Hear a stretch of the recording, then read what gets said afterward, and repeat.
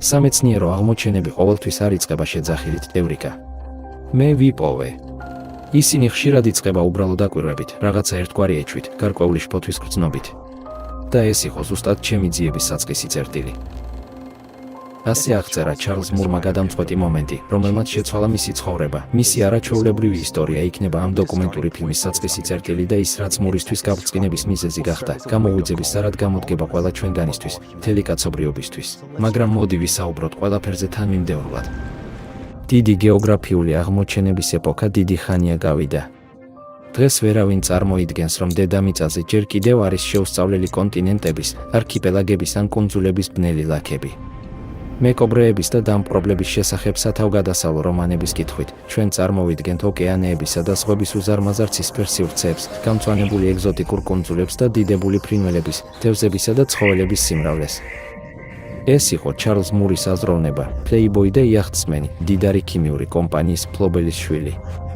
ჩარლზი წყნარ ოკეანეში გაიზარდა და ბავშვობიდან ოცნებობდა საზღვაო თავგადასავლებზე.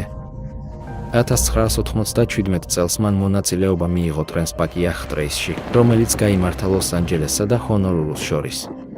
ჰავაიდან დაბრუნების დროს მან შეადგინა თავისი მარშრუტი ჩრდილოეთ წყნარი ოკეანის ცირკულაციის სახელით ცნობილი რეგიონის გავლით. ზღვაზე რამდენიმე დღის შემდეგ ჩარლზმა გააცნობიერა, რომ მისი იახტა ნაგვით იყო გარშემორტყმული, ის და მისი მეგობრები მცურავ ნაგავსაკრელში შეცურდნენ. გავიარე ოკეანის სიღრმეში 1000 კილომეტრზე მეტი, მე ვერ შევძელი გემბანზე გასვლა, რომ არ დამენახა, გარშემო როგორ მიცურავს პლასტმასის ნაჭერი ყოველ წუთში. რომანტიკულ თავგადასავალზე ოცნებები წყლის უზარმაზარ სივრცეში, ეგზოტიკურ მიწებსა და კუნძულებზე უცნაური ცხოველებითა და მცენარეებით, ამ მოგზაურობის შემდეგ დაიმსხვრა. ოკეანის ზედაპირი აღარ გვხიბლავდა თავისი პირველადი და ხელუხლებელი სილამაზით. ტონობით პლასტმასის ნარჩენებით ნაოსნობამ ღრმად შეძრა და შეცვალა ჩარლზ მურის ცხოვრება. ის, რის აღმოჩენასაც აპირებდა, მის გონებაში არ ჯდებოდა. კაპიტანი მური გახდა პიონერი, მაგრამ მისმა აღმოჩენამ არ გაახარა, რადგან მან აღმოაჩინა ის, რასაც მოგვიანებით ეწოდა, წყნარი ოკეანის დიდი ნაგავის კონტინენტი. ჩარლზი udardeli პლეიბოიდან გადაიქცა სერიოზულ ადამიანად და გარემოს დაცვის გულმოდგინე ადვოკატად. მამის ქიმიურ კომპანიაში თავისი აქციების გაყიდვის შემდეგ მან შემოსავალი გამოიყენა გარემოს დაცვითი ორგანიზაციის ალგალიტას საზღვაო კვლევის ფონდი EMRF დასაარსებლად, რომელმაც დაიწყო წყნარი ოკეანის ეკოლოგიური მდგომარეობის შესწავლა. ჩარლზ მურისთვის ეს ადვილი არ იყო. მისი მოხსენებები და გაფრთხილებები დიდი ხნის განმავლობაში უარყოფილი იყო. მის კვლევას სერიოზულად არ აღიქვამდნენ. და ამისთვის არსებობდა მიზეზები. ოკეანოგრაფი მოუწოდებდა მთავრობებს მთელ მსოფლიოში შეემცირებინათ პლასტმასის წარმოება და მოხმარება, ხოლო მნიშვნელოვანი თანხები გამოეყოთ მისი გადამუშავებისთვის და მისი მოთხოვნა მოიცავდა არა მხოლოდ მცირე, არამედ მნიშვნელოვან თანხას. მაგრამ მაინც ჩარლზმა მოახერხა ყველაზე მნიშვნელოვანი რამის მიღწევა, გარემოს დამცველთა გლობალური საზოგადოების შერყევა და მათი ყურადღების მიპყრობა მსოფლიო ოკეანის პლასტიკით დაბინძურება. იმ დროს მას ისევე როგორც არავის ესმოდა საშიშროება იმისა, რაც მოხდა ოკეანეზე და რომ ის საფრთხეს უქმნიდა ჩვენს პლანეტაზე სიცოცხლეს. და ჩარლზმა გადადგა პირველი ნაბიჯი, ანუ მან აღმოაჩინა პრობლემა. მაგრამ როგორ მოქმედებს ეს აღმოჩენა თითოეულ ჩვენგანზე? რა უნდა გაკეთდეს შემდეგ? როგორ ავიცილოთ თავიდან კატასტროფის ესკალაცია? ამ კითხვებზე პასუხის გასაცემად ჯერ უნდა გავიგოთ, როგორ მუშაობს გლობალური ოკეანის სისტემა და როგორ დაზიანდა იგი ასე მძიმედ. ოკეანის ფუნქციები. ოკეანე არის უზარმაზარი სამყარო, რომელიც იპყრობს ჩვენს წარმოსახვას და მეცნიერულ ცნობის მოყვარეობას. მისი ეკოსისტემები, ისევე როგორც რთული საათის მექანიზმები, ინარჩუნებენ დელიკატურ ბალანსს, რომელიც აუცილებელია დედამიწაზე სიცოცხლის შესანარჩუნებლად. ოკეანე მოქმედებს როგორც ბუნებრივი კონდიციონერი ჩვენი პლანეტისთვის. ის აგროვებს სითბოს და თანდათან ათავისუფლებს მას. წარმოუდგენელია, რომ ოკეანის წყლის მხოლოდ 10 მეტრის ფენას შეუძლია უფრო მეტი სითბოს დაგროვება, ვიდრე დედამიწის მთელ ატმოსფეროს. ოკეანის სითბოს სიმძლავრე არის უნიკალური უნარი, რომელიც ამცირებს ტემპერატურის მერყეობას დღე-ღამეს შორის, ისევე როგორც სეზონებს შორის, როგორიცაა ზაფხული და ზამთარი. ოკეანის დინებები ცირკულირებს პლანეტის გარშემო, გადასცემს სითბოს და საკვებ ნივთიერებებს ეკვატორული რეგიონებიდან პოლუსებზე და პირიქით. ეს პროცესი ამცირებს ტემპერატურის უკიდურესობებს. ოკეანის ტემპერატურა გავლენას ახდენს ცხოველებისა და მცენარეების სასიცოცხლო ციკლებზე, როგორც ოკეანეში, ასევე ხმელეთზე. ოკეანი აქტიურად მოქმედებს ატმოსფერულ პროცესებზე, ხელს უწყობს ღრუბლის წარმოქმნას და ნალექებს. ყოველ დღე დიდი რაოდენობით წყალი აორთქლდება მისი ზედაპირიდან, კონდენსირდება ღრუბლებში და წვიმის ან თოვლის სახით ბრუნდება მიწაზე. ეს პროცესი გადამწყვეტია მდინარეების, ტბების და ნიადაგის მტკნარი წყლით შევსებისთვის. მიკროსკოპული წყალმცენარეები, როგორიცაა ფიტოპლანქტონი, წარმოქმნის ჟანგბადის დაახლოებით 50%-ს, რომელსაც ადამიანი სუნთქავს. ყოველი მეორე ამოსუნთქვა ოკეანის საჩუქარია. ოკეანე ასევე არის ცოცხალი ორგანიზმების მილიონობით სახეობის სახლი, პაწაწინა მიკრობებიდან დიდებულ ვეშაპებამდე. მასში თავმოყრილია სახეობები, რომლებიც არსებობენ ასობით მილიონი წლის განმავლობაში. ოკეანე ეს ის ადგილია, სადაც სიცოცხლე წარმოიშვა და ჩვენი პლანეტის მომავალი დამოკიდებულია ოკეანეზე. ოკეანე არის ერთიანი ურთიერთდაკავშირებული ორგანიზმი, რომელიც მოიცავს ჩვენი პლანეტის ყველა წყლის რესურსს. მაგრამ როგორც ირკვევა, ეს წარმოუდგენლად რთული ცოცხალი სისტემა ძალიან ავად არის და ამის მიზეზი კი პლასტმასის მიმართ ჩვენი დაუფიქრებელი დამოკიდებულება მისი გამოყენების შემდეგ. თავად პლასტმასი საკმაოდ გამძლე და ძალიან მოსახერხებელი მასალაა. მაგრამ პლასტმასის დაბინძურება არის შხამი, რომელიც წამლავს ოკეანეებს. ჩარლზ მური იყო პირველი, ვინც გააცნობიერა ამ კატასტროფის მასშტაბები. ყოველ დღე ჩვენი ოკეანე უფრო და უფრო ბინძურდება და ჩვენ სულ უფრო უახლოვდებით იმ წერტილს, სადაც ეს დაავადება განუკურნებელი გახდება. როგორც ნებისმიერი პაციენტის შემთხვევაში, გამოჯანმრთელებისკენ პირველი ნაბიჯი არის სამედიცინო ისტორიის შესწავლა და სწორი დიაგნოზის გაკეთება. მისი შოკის მომგვრელი აღმოჩენიდან 2 წლის შემდეგ ჩარლზმა წამოიწყო მეორე ექსპედიცია, ეგრეთ წოდებული ნაგვის კონტინენტის საფუძვლიანად გამოსაკვლევად და ამ ექსპედიციის აღმოჩენებმა გააოცა სამეცნიერო საზოგადოება. მაგრამ 1999 წელს ეს მართლაც აღმოჩენა იყო. ჩვენი ნიმუშების ანალიზის შემდეგ მივხვდით, რომ ზედაპირულ წყლებში 6-ჯერ მეტი პლასტმასი იყო, ვიდრე ზოოპლანქტონი, იქაური ეკოსისტემის ძირითადი საკვები და ის ფაქტი, რომ პლასტმასი აჭარბებს ცოცხალ ორგანიზმებს ოკეანეში, ბევრი ადამიანი შეაშფოთა.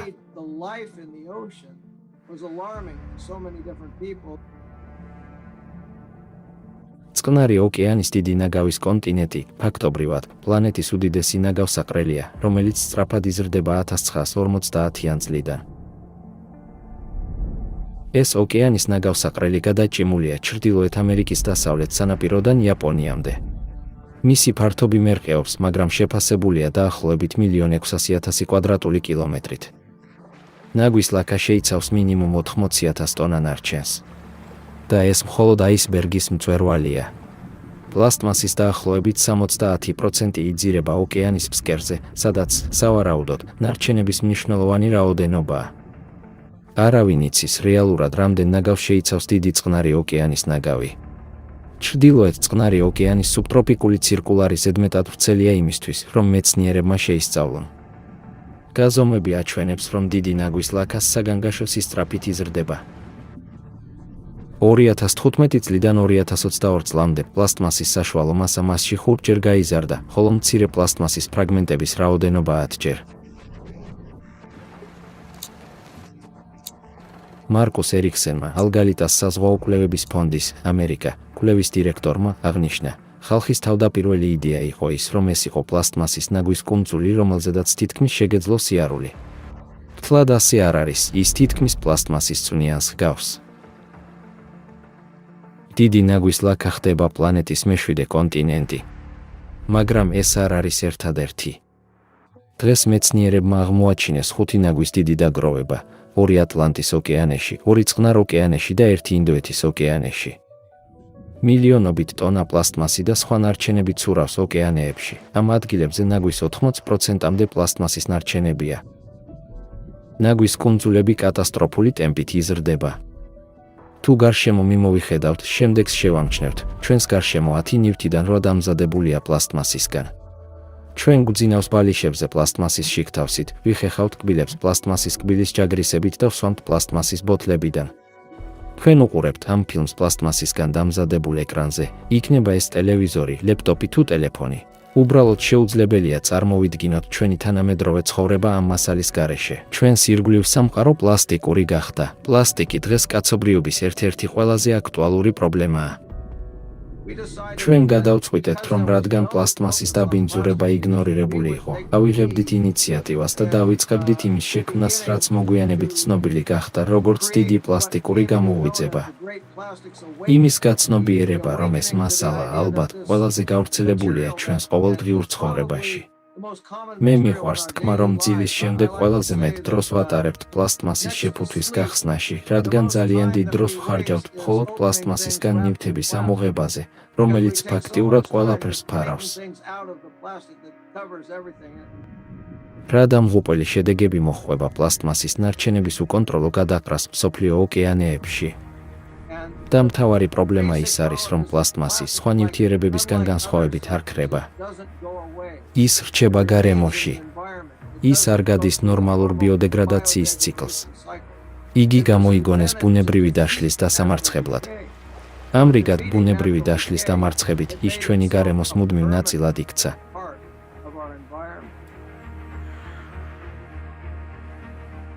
ასე რომ ახლა ჩვენ გვაქვს ძირითადი გაგება დიდი ნაგვის კონტინენტის შესახებ. მისი ზომა მართლაც უზარმაზარია და ის აგრძელებს გაფართოებას, მაგრამ რა ხდება ამ დაავადების ცენტრში? იქნებ პლასტმასი უბრალოდ ცურავს ერთ ადგილას და საბოლოოდ იძირება ოკეანის სიღრმეში, სადაც იშლება დიდი წნევის ქვეშ. იქნებ ეს არ არის ისეთი საგანგაშო, როგორც ჩანს.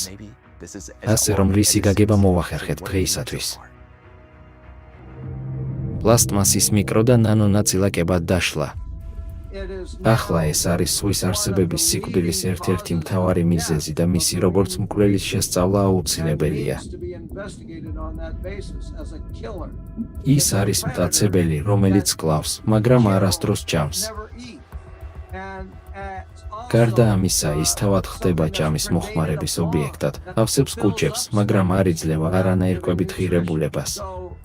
მას აქვს ბნელი, ბოროტი მხარე, ის კლავს და შემდგომში შეჭმულიც კი აგრძელებს მკვლელობას. ის ანაგვიანებს და ავსებს კუჭებს, ამ ყველაფერს აკეთებს მზარდი მასშტაბით.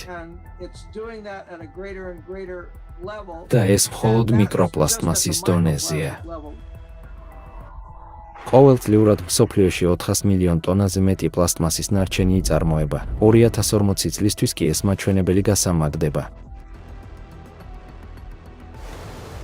ყოველწლიურად დაახლოებით 11 მილიონი ტონა პლასტმასი შემოდის მსოფლიო ოკეანეებში, რაც ყოველ წუთში ოკეანეში ჩაყრილი პლასტმასის ერთი ნაგვის სატვირთო მანქანის ექვივალენტია.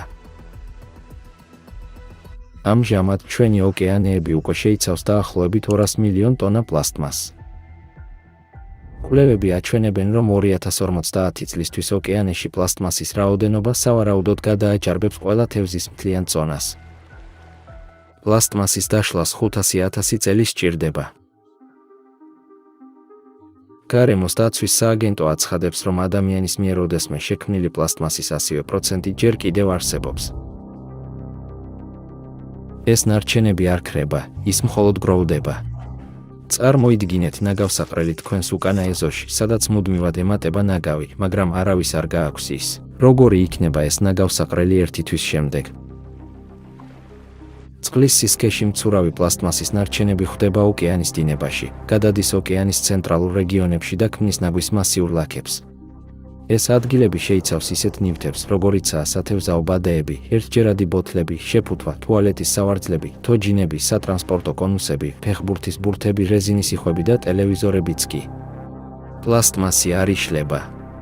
თუმცა ტალღის მოქმედების მარილიანი წყლისა და მზის გავლენის ქვეშ, ის იშლება პატარა ფრაგმენტებად, ზოგჯერ შეუიარაღებელი თვალით უხილავი. ეს პატარა ნაწილაკები, რომლებიც ცნობილია როგორც მიკროპლასტიკები და ნანოპლასტიკები, ინარჩუნებენ თავიანთ პოლიმერულ სტრუქტურას. დაშლის პროცესი გრძელდება მოლეკულურ დონეზე. მიკროპლასტმასის რაოდენობა რამდენია ის? მიკროპლასტიკური ნაწილაკები ფანტასტიურ მოზაიკას წააგავს. ისინი წარმოიქმნება სხვადასხვა ტიპის პლასტმასისგან და ქიმიური დანამატებისგან, რომლებიც იცვლება მათი დეგრადაციის სტადიისა და გარემოს ზემოქმედების მიხედვით. შედეგად მიკროპლასტიკა გარემოში არ შეიძლება განიხილებოდეს, როგორც რაღაც ფიქსირებული ან მუდმივი. მისი შესწავლა მკვლევარებისთვის ნამდვილი თავსატეხია. მიუხედავად იმისა, რომ ოკეანეებში მიკროპლასტიკის სუსტი რაოდენობა უცნობია გამოვლენის ტექნიკური გამოწვევების გამო, თეორიული გამოთვლები ეხმარება ამ საფრთხის მასშტაბის ილუსტრირებას.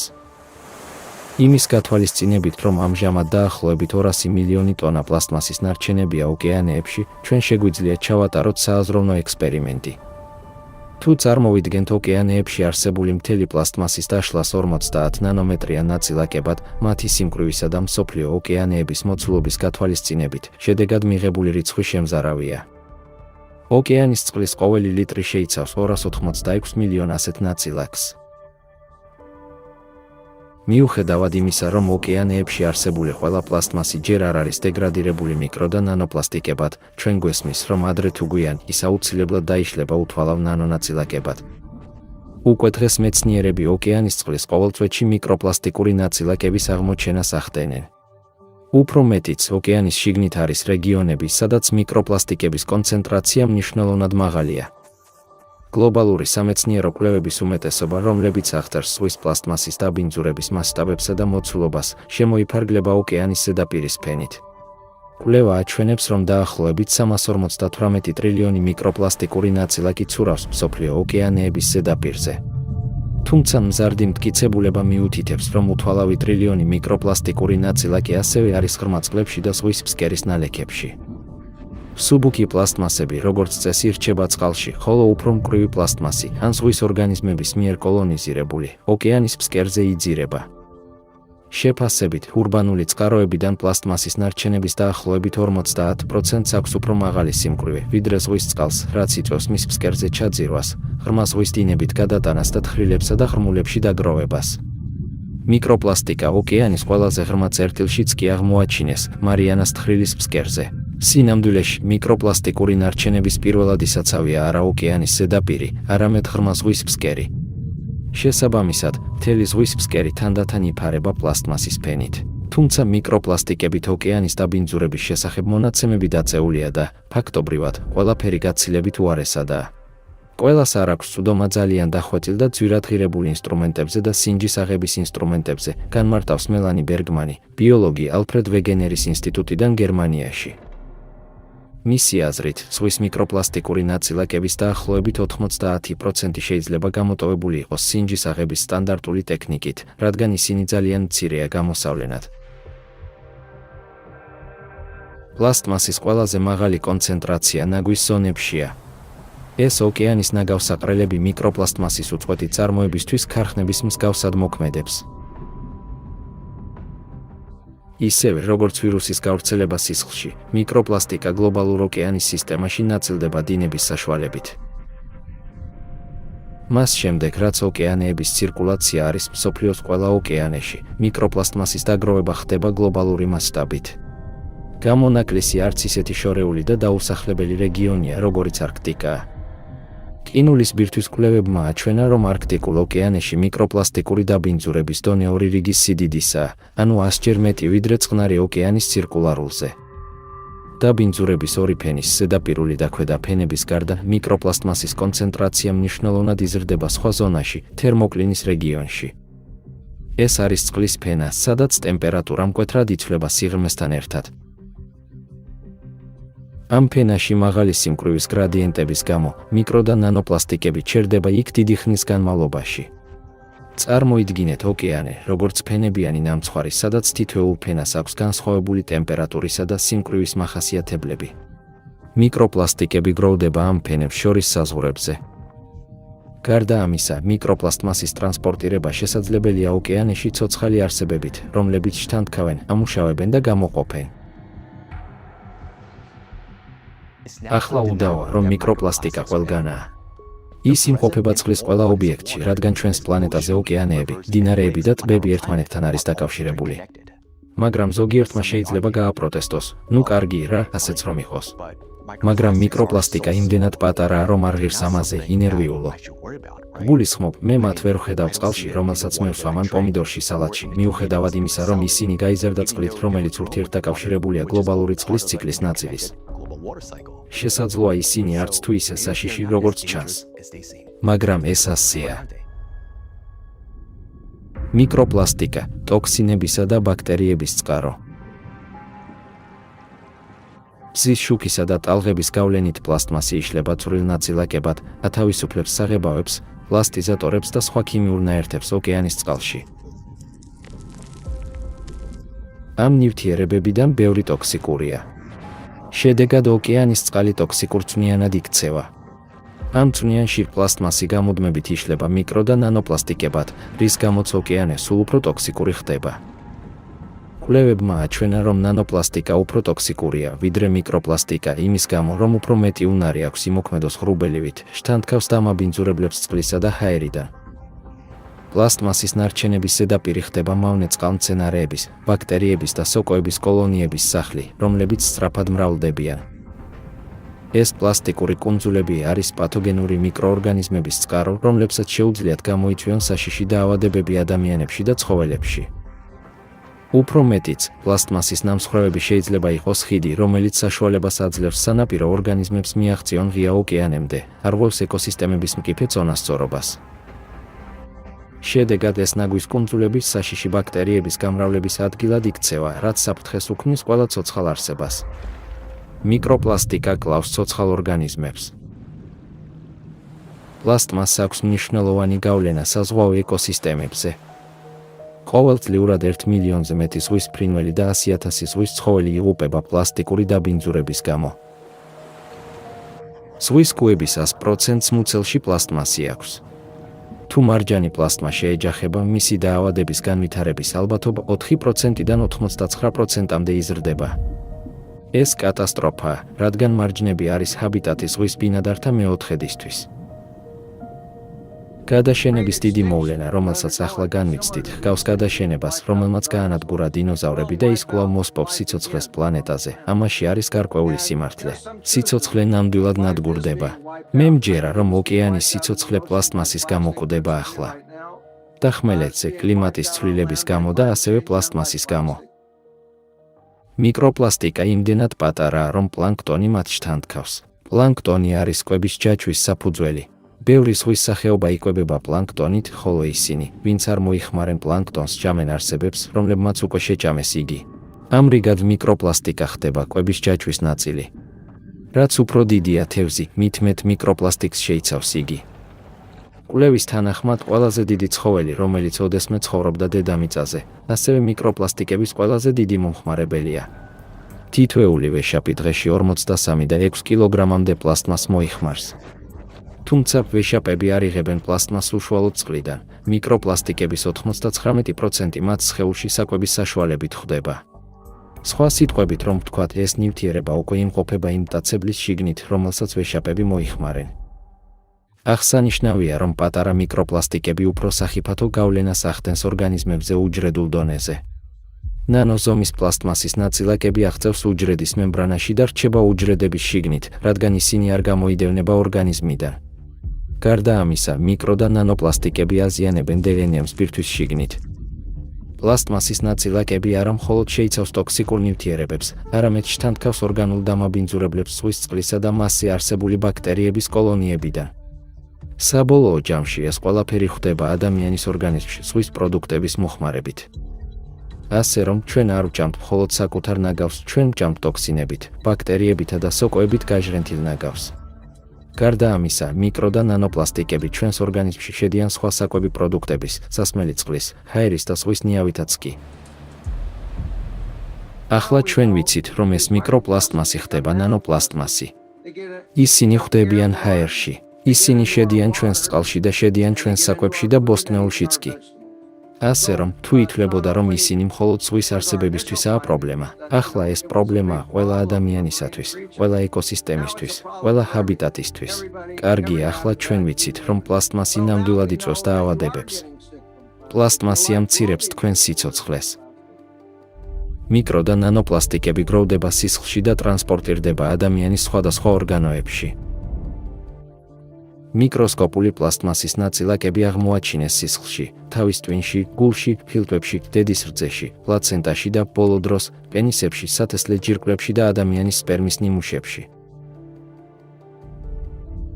პლასტმასისგან გამოთავისუფლებული ტოქსიკური ნივთიერებები არღვევს ენდოკრინულ სისტემას, რაც იწვევს მძიმე შედეგებს, მათ შორის უნაყოფობას, ჰორმონალურ დისბალანსს და კიბოს ისეთი სიმსივნეებს, როგორიცაა სარძევი ჯირკვლის, საკვერცხეების და პროსტატის კიბო.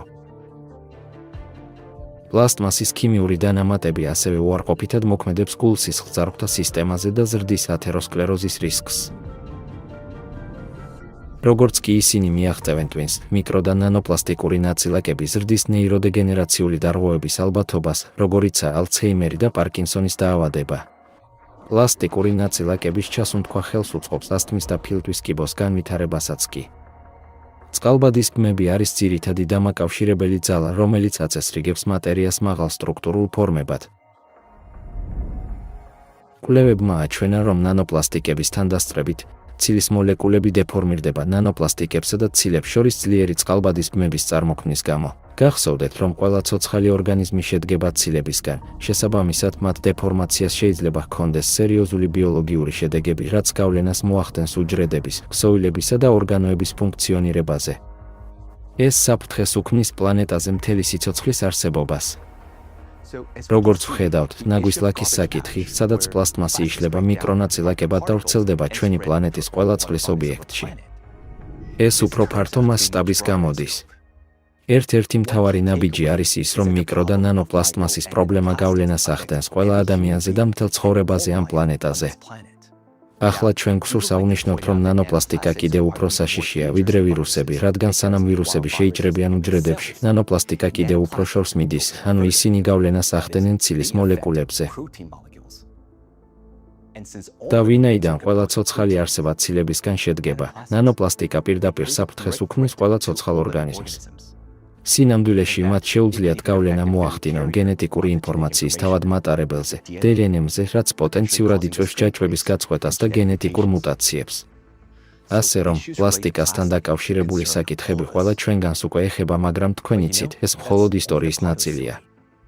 საინტერესოა, რომ ისევე როგორც პლასტმასის ნარჩენების რაოდენობა ოკეანეში სწრაფად იზრდება, ასევე იზრდება სტიქიური უბედურებების სიხშირე და სიმძიმე.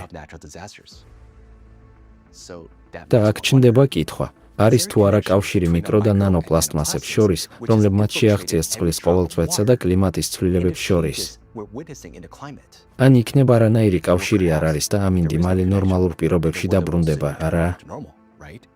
სანამ ამ კითხვებზე პასუხს გავცემდეთ, მოდით უფრო კარგად გავიგოთ, რა ხდება კლიმატთან დაკავშირებით. ოკეანის დათბობა. იუნესკოს ანგარიში ოკეანის მდგომარეობა 2024 წლის ავლენს საგანგაშო ახალ მონაცემებს. ოკეანის დათბობის მაჩვენებელი გაორმაგდა ბოლო 20 წლის განმავლობაში და ოკეანის სითბოს შემცველობამ მიაღწია ყველა დროის მაქსიმუმს.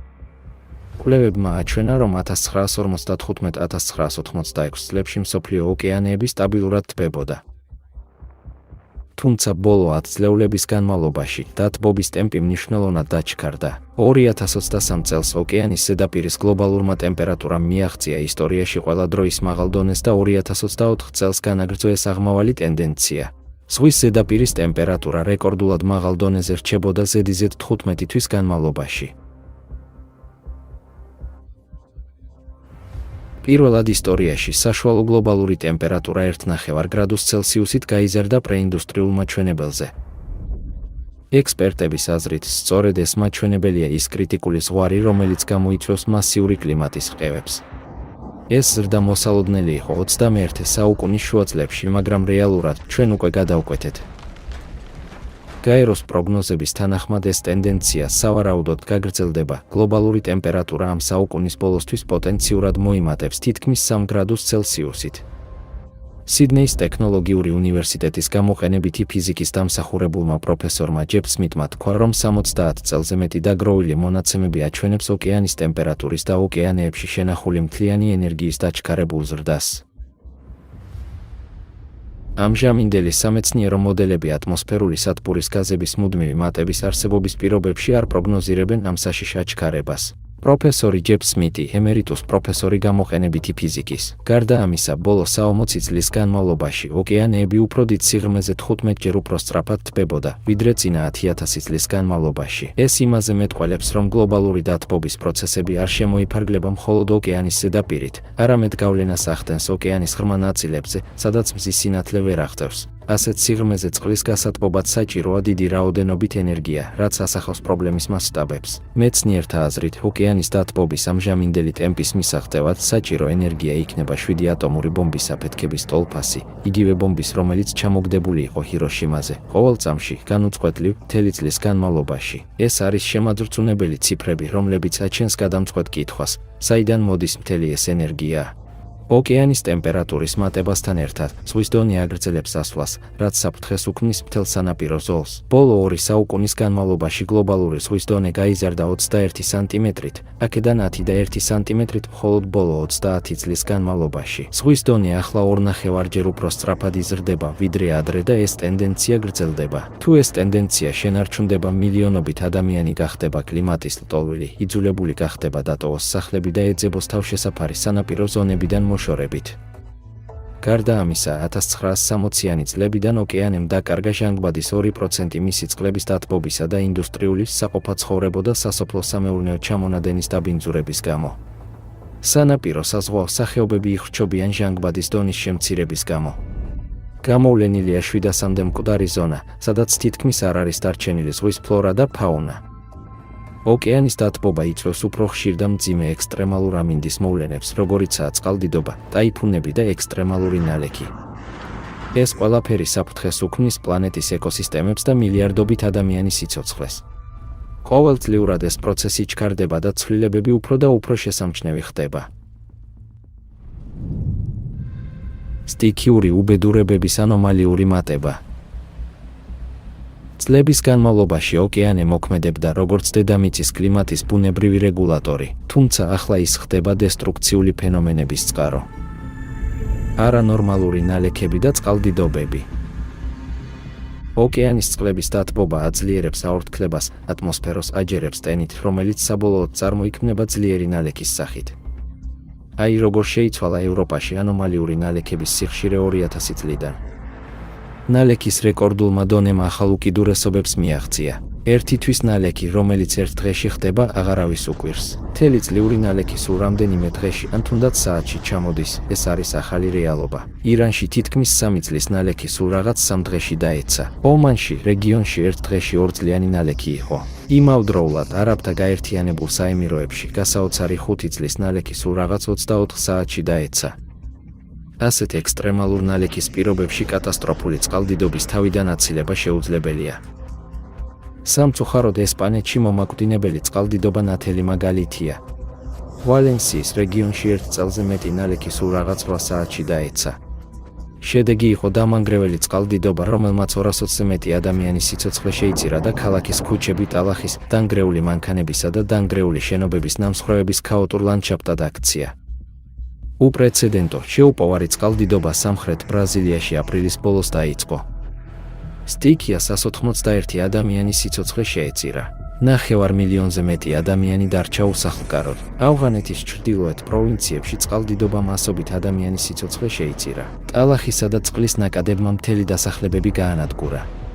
წყალდიდობა გამოიწვია უწყვეტმა წვიმამ, რომელიც მოჰყვა გახანგრძლივებულ გვალვას. რუსეთში 2024 წლის გაზაფხულის წყალდიდობა გადაიქცა ეროვნულ კატასტროფად, რომელმაც ქვეყნის 39 რეგიონი დააზარალა. ყველაზე მძიმე ვითარება იყო ორენბურგის რეგიონში. რეგიონის მთელ ისტორიაში ასეთი მასშტაბის წყალდიდობა არ ყოფილა. ყაზახეთს ბოლო 80 წლის განმავლობაში ყველაზე მასშტაბური წყალდიდობა შეექმნა. ქვეყნის 17 რეგიონიდან 10 დაზარალდა, დაახლოებით 100,000 ადამიანის ევაკუაცია განხორციელდა. წყალდიდობის სტატისტიკა.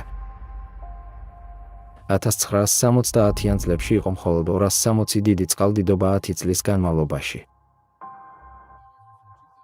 თუმცა 2014 წლიდან 2023 წლამდე წყალდიდობა 1700-მდე გაიზარდა, რაც ნიშნავს, რომ 6,5-ჯერ გახშირდა.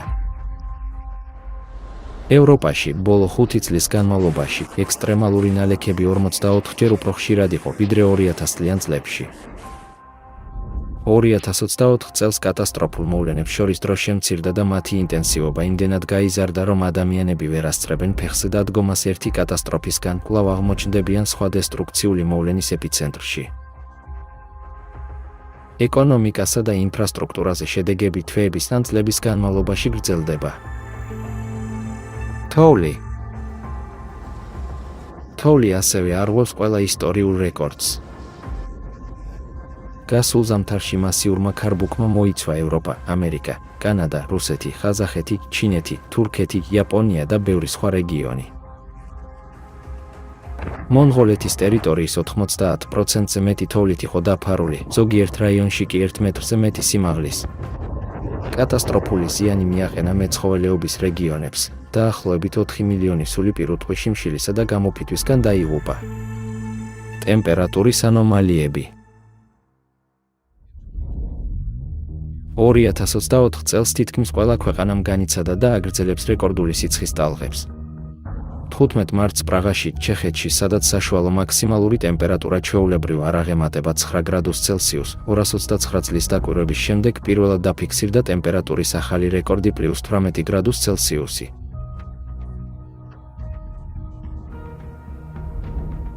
აპრილმა ასევე მოუტანა უპრეცედენტო ტემპერატურული ქაოსი ევროპას.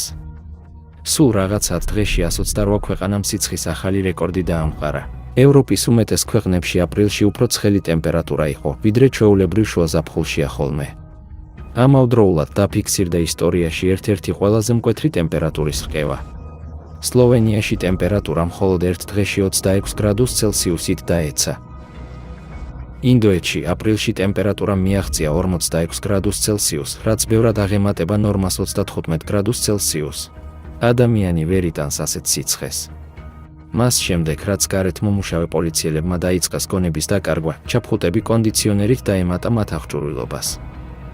საუდის არაბეთში, მექაში ივნისში ზედიზედ რამდენიმე დღის განმავლობაში ტემპერატურა 40 გრადუს ცელსიუსზე დაბლა არ ჩადიოდა. უკიდურესი სიცხე დაემთხვა ჰაჯს, სადაც მხოლოდ ერთ დღეს, 16 ივნისს, 27,000-ზე მეტმა მომლოცველმა მზის დარტყმა განიცადა. ხალხი აუტანელი სიცხის გამო პირდაპირ ქუჩებში ეცემოდა.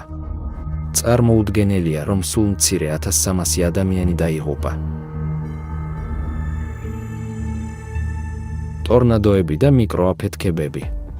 ტემპერატურისა და ატმოსფერული ტენიანობის მატება ქმნის პირობებს უფრო ძლიერი შტორმების წარმოქმნისთვის, რაც ხშირად იწვევს ტორნადოებს. ბოლო 10 წლეულების განმავლობაში ევროპაში ტორნადოების საშუალო წლიური რაოდენობა 18-ჯერ გაიზარდა და ისინი ბევრად უფრო ძლიერი გახდნენ. 28 სექტემბერს მოსკოვის რეგიონში დამანგრეველმა ტორნადომ გაიარა. ასეთი სიძლიერის ტორნადო შემოდგომაზე ზომიერ განედებში აბსოლუტურად ანომალიური მოვლენაა. ბოლო წლებში ატმოსფერული მიკროაფეთქებები საშინელი სიხშირით ხდება. როდესაც ჰაერი მიწას ეცემა, ჰაერის დაღმავალი ნაკადი ქმნის ჰორიზონტალურ ქარს, რომელმაც შეიძლება მიაღწიოს 130 კმ/სთ. ეს ჰგავს ციდან უზარმაზარი ვედროწყლის ჩამოსხმას, რომლის რადიუსი დაახლოებით 5 კილომეტრია. ისინი შეიძლება იყოს სუპერლოკალიზებული, როგორც ეს მოხდა ბრაზილიაში. აქ სპორტული მოედანი დაინგრა, ნამსხვრევებისა და ნაგვის გარდა თითქმის არაფერი დარჩა, თითქოს აფეთქება მოხდა. ახლო მდებარე შენობები ხელუხლებელი დარჩა და მკიფე მზის პანელებიც კი დაუზიანებელი იყო. მნიშვნელოვანია აღინიშნოს, რომ მიკროაფეთქებების პროგნოზირება შეუძლებელია, რაც მათ კიდევ უფრო საშიშს ხდის. ქარიშხლები და შტორმები.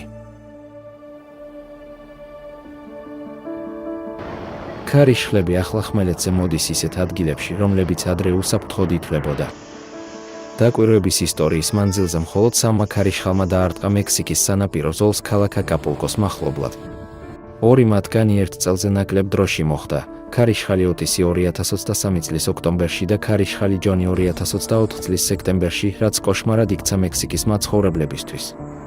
მას შემდეგ, რაც თითქმის დაიშალა და ზღვაში გადავიდა, მოულოდნელად აღიდგინა ძალა და კიდევ უფრო დიდი ძალით დაარტყა ქვეყანას.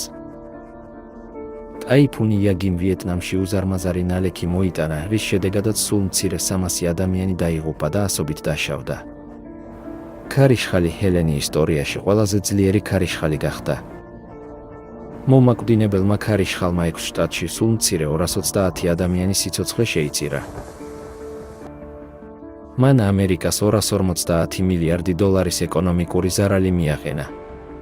2 კვირაზე ნაკლები ხნის შემდეგ, კიდევ ერთი ძლიერი ქარიშხალი, მილტონმა, დაარტყა ფლორიდას. ქარიშხალ მილტონს სულ რაღაც 12 საათზე მეტი დასჭირდა კატეგორიიდან პირველიდან მეხუთე უმაღლესამდე გასაძლიერებლად. ფილიპინებს სტიქიური უბედურებების უპრეცედენტო სერია შეექმნა. ქვეყანას ერთ თვეზე ნაკლებ დროში 6 ტაიფუნი დაატყდა თავს, 4 კი სულ რაღაც 10 დღის განმავლობაში. ამ კატასტროფებმა სულ მცირე 171 ადამიანის სიცოცხლე შეიწირა, მნიშვნელოვანი ეკონომიკური ზიანი მიაყენა და 9 მილიონი ადამიანი დაზარალდა. ასევე იზრდება შტორმის ინტენსივობა და სიხშირე. 12 სექტემბრიდან დაწყებული ცენტრალური და აღმოსავლეთი ევროპა განიცდიდა ათწლეულების განმავლობაში ყველაზე ძლიერი ქარიშხალი ბორისი. მან 26 ადამიანის სიცოცხლე შეიწირა და მილიარდობით ევროს ზარალი მიაყენა ევროკავშირის ეკონომიკას. რა თქმა უნდა, ჩვენ მხოლოდ მცირე ნაწილი გავაშუქეთ, თუ რა ხდება კლიმატთან დაკავშირებით. ამ ანომალიების სია შეიძლება გაგრძელდეს კიდევ დიდხანს. მაგრამ იმითაც კი, რაც ჩვენ წარმოვადგინეთ, ცხადია, რომ კლიმატის მდგომარეობა არსებითად არის გამოუცხადებელი ომი კაცობრიობის წინააღმდეგ. ჩვენ გვაყენებენ დარტყმაზე. და თუ რეალურ ომში შეიძლება მოლაპარაკება და იარაღის დადება, კლიმატთან მოლაპარაკება შეუძლებელია. თუმცა ჩვენ შეგვიძლია და უნდა დავამარცხოთ იგი. ამის შესახებ დათვლილებით მოგვიანებით ვისაუბრებთ. იმავდროულად მნიშვნელოვანია გვესმოდეს, რატომ ხდება ეს ყველაფერი. რატომ თბება ოკეანეები? ჰიპოთეზა.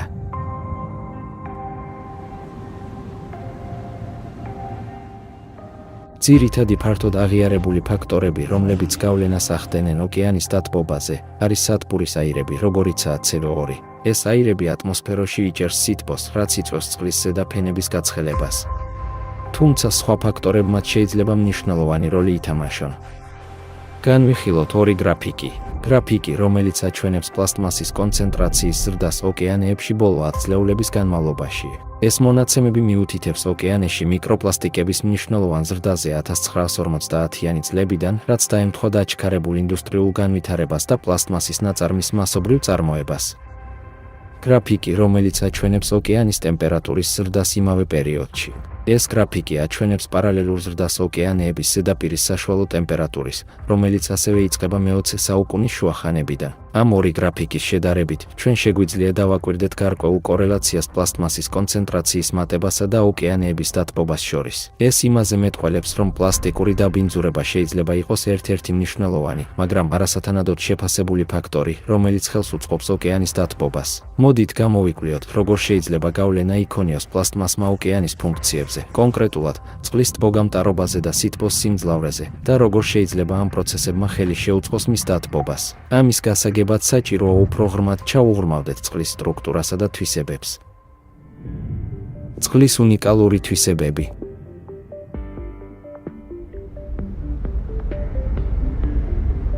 წყალი დედამიწაზე ერთ-ერთი ყველაზე უნიკალური და იდუმალი ნივთიერებაა. რა იმალება მარტივი ქიმიური ფორმულის მიღმა H2O და რატომ აქვს მას ასეთი უნიკალური სტრუქტურა და თვისებები?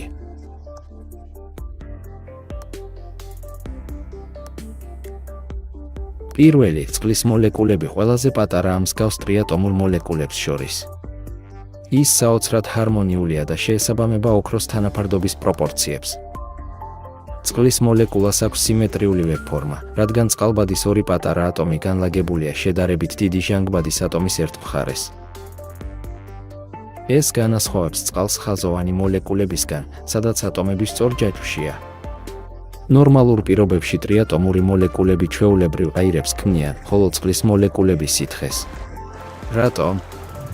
წყლის მოლეკულები ერთმანეთთან დაკავშირებულია წყალბადის ბმებით, ქმნიან ძლიერ და მოწესრიგებულ სტრუქტურას, როგორც მეგობრული კავშირების შეკრული გუნდი. წყლის მოლეკულებს ასევე აქვთ კლასტერებად გაერთიანების უნიკალური თვისება. სხვა სიტყვებით რომ ვთქვათ, წყალი რთული სითხეა, შედგება განმეორებადი ჯგუფებისგან.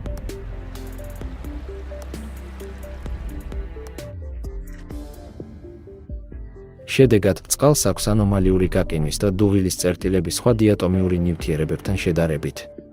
თუ წყალი დაიცავდა ჩვეულებრივ წესებს, ის გაიყინება დაახლოებით -100 გრადუს ცელსიუსზე და უნდა ადუღდეს დაახლოებით +10 გრადუს ცელსიუსზე.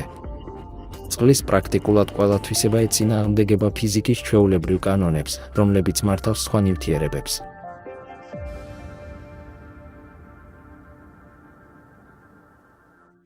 პირველი თვისება. წყალს აქვს ყველაზე მაღალი სპეციფიკური სითბური ტევადობა და შერწყმის სითბო, ანუ წყალი სხვა ნივთიერებებთან შედარებით უფრო ძნელად იყინება, ხოლო ყინული უფრო ძნელად ტნება. ამ მახასიათებლის გამო მსოფლიო ოკეანე არის დედამიწის კლიმატის მარეგულირებელი. ოკეანის წყალი უფრო ნელა გაცივდება, ვიდრე ჰაერი და ნიადაგი, რაც საშუალებას აძლევს მას დღის განმავლობაში შეინახოს სითბო და ღამით ნელა გამოუშვას. ზაფხულში ოკეანე შთანთქავს ზედმეტ სითბოს და ზამთარში თანდათან ათავისუფლებს მას. ამ გზით ოკეანე მოქმედებს როგორც გიგანტური თერმოსტატი, რომელიც ზომიერებს ტემპერატურის რყევებს. მეორე უნიკალური თვისება, როდესაც წყლის ტემპერატურა იცვლება, მისი თვისებებიც იცვლება. წყალი აღწევს სპეციფიკური სითბოს სიმძლავრის მინიმალურ მნიშვნელობას 37 გრადუს ცელსიუს ტემპერატურაზე. ამ ფაქტს დიდი მნიშვნელობა აქვს ცოცხალი ორგანიზმებისთვის, რადგან მათი სხეულის 2/3 წყლისგან შედგება.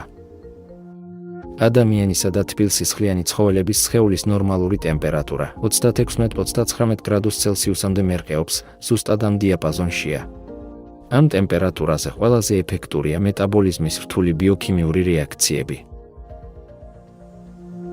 თითქოს ბუნებამ თავად უზრუნველყო, რომ ცოცხალ ორგანიზმებს შეეძლოთ სითბოს შენარჩუნება დიდი ენერგიის დახარჯვის გარეშე, რაც მათ საშუალებას აძლევს განაგრძონ განვითარება. წყლის მესამე უნიკალური თვისება. წყლის მესამე უნიკალური თვისება, ნივთიერებების უმრავლესობისთვის სიმკვრივე მცირდება გაცხელებისას, თითქოს მოლეკულები ერთმანეთს შორდებიან და იზრდება, როცა გაცივდებიან, როდესაც მოლეკულები უახლოვდებიან ერთმანეთს. თუმცა წყალი გარკვეულწილად განსხვავებულად იქცევა. როდესაც წყალი გაცივდება 4 გრადუს ცელსიუსამდე, მისი სიმკვრივე მართლაც იზრდება, ისევე როგორც სხვა ნივთიერებების უმეტესობა. მაგრამ შემდგომი გაგრილებისას 4 გრადუს ცელსიუსიდან 0 გრადუს ცელსიუსამდე, მისი სიმკვრივე იწყებს კლებას. ამრიგად წყალი მაქსიმალურ სიმკვრივეს აღწევს 4 გრადუს ცელსიუს ტემპერატურაზე და არა 0 გრადუს ცელსიუსზე. და აი, აქ ხდება ყველაზე საინტერესო. როდესაც წყალი ყინულად იქცევა, მისი სიმკვრივე მაშინვე მცირდება 9%-ზე მეტით. სხვა სიტყვებით რომ ვთქვათ, ყინული უფრო მეტ მოცულობას იკავებს, ვიდრე თხევადი წყალი. ეს წყლის წარმოუდგენლად უჩვეულო თვისებაა. რადგან ყინული წყალზე მსუბუქი ხდება, ის ცურავს. ზედაპირზე დარჩენით ის იცავს წყალს და მასში არსებულ ყველა ცოცხალ ორგანიზმს სრული გაკინვისგან. თუ გაკინვისას წყლის სიმკვრივე გაიზრდებოდა, მაშინ ყინული ჩაიძირებოდა. ამ შემთხვევაში, ტბების, მდინარეების და ოკეანეების მთელი წყალი გაიყინება და გადაიქცევა ყინულის მასიურ ბლოკებად. ეს გამოიწვევს მთელი სიცოცხლის გადაშენებას. წყლის უნიკალური თვისებები განპირობებულია მის მოლეკულებს შორის წყალბადის ბმების არსებობით. ეს ბმები მნიშვნელოვან როლს ასრულებენ წყლის ფიზიკური და ქიმიური თვისებების განსაზღვრაში. წყლის ფიზიკური თვისებების ცვლილებამ შეიძლება მნიშვნელოვნად იმოქმედოს ოკეანეების თერმულ ბალანსზე, მათ შორის სითბოს შენახვისა და გადაცემის უნარზე. ჩვენ ახლა გვაქვს თითქმის ყველა ინფორმაცია, რაც გვჭირდება იმის გასაგებად, თუ რა ხდება კლიმატთან დაკავშირებით. ასე რომ, ჩვენ ვიცით, რომ ოკეანე საგანგაშოს ისწრაფით თბება. ჩვენ ვიცით, რომ ნაგვის ზედაპირზე მცურავი ნაგვის გარდა, პლასტმასის უზარმაზარი რაოდენობა ფარავს ოკეანის ფსკერს. უფრო მეტიც, ჩვენ ასევე გავიგეთ, რომ ოკეანის წყლის პრაქტიკულად ყოველი წვეთი ივსება მიკრო და ნანოპლასტიკური ნაწილაკებით და რომ თავად წყალს აქვს უნიკალური თვისებები. ახლა რჩება საბოლოო ნაბიჯი, იმის გაგება, თუ როგორ ცვლის ეს პლასტიკური ნაწილაკები წყლის უნიკალურ თვისებებს. როგორც კი ამას გავიგებთ, ოკეანის არანორმალური დათბობის მიზეზი გაირკვევა და ჩვენ ზუსტად გავიგებთ, რა უნდა გავაკეთოთ. მიკრო და ნანოპლასტიკების გავლენა წყლის თვისებებზე.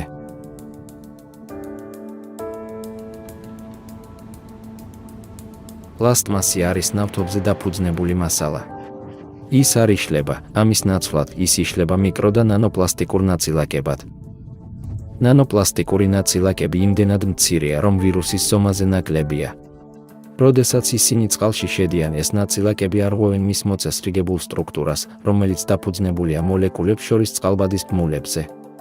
ეს ბმულები განსაზღვრავს წყლის ძირითად თვისებებს და მათი ნებისმიერი დარღვევა ცვლის წყლის ფიზიკურ და ქიმიურ მახასიათებლებს. გარკვეული ტიპის პლასტმასის ნანონაწილაკები, როგორიცაა პოლიეთილენტერეფტალატი, პეტ და ნეილონი, შეიცავს ჟანგბადის და აზოტის ატომებს. ამ ატომებს შეუძლიათ წყალბადის ბმები შექმნან უშუალოდ წყლის მოლეკულებთან. შედეგად ასეთი ნაწილაკები ინტეგრაციაში შედის წყლის მოწესრიგებულ სტრუქტურაში, ცვლის მის ორგანიზაციას და არღვევს მის ფუნდამენტურ თვისებებს. უფრო მეტიც, წყალხსნარებში, რომლებიც შეიცავს სხვადასხვა ნივთიერებებს, ისევე როგორც pH-ისა და ტემპერატურის ცვლილებისას, ნანოპლასტიკური ნაწილაკები შეიძლება გახდეს ელექტრულად დამუხტული. ეს ხდება მათ ზედაპირზე არსებული ქიმიური ცვლილებების გამო, როგორიცაა დაჟანგვა, ან ზღვის წყალში ნატრიუმის და ქლორიდის იონების ადსორბციით.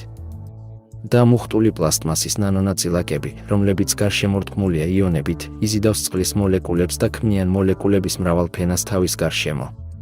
ქიმიის ენაზე ამას ჰქვია დატენიანება, ხოლო თავად ქურთუქს ჰქვია დამატენიანებელი გარსი.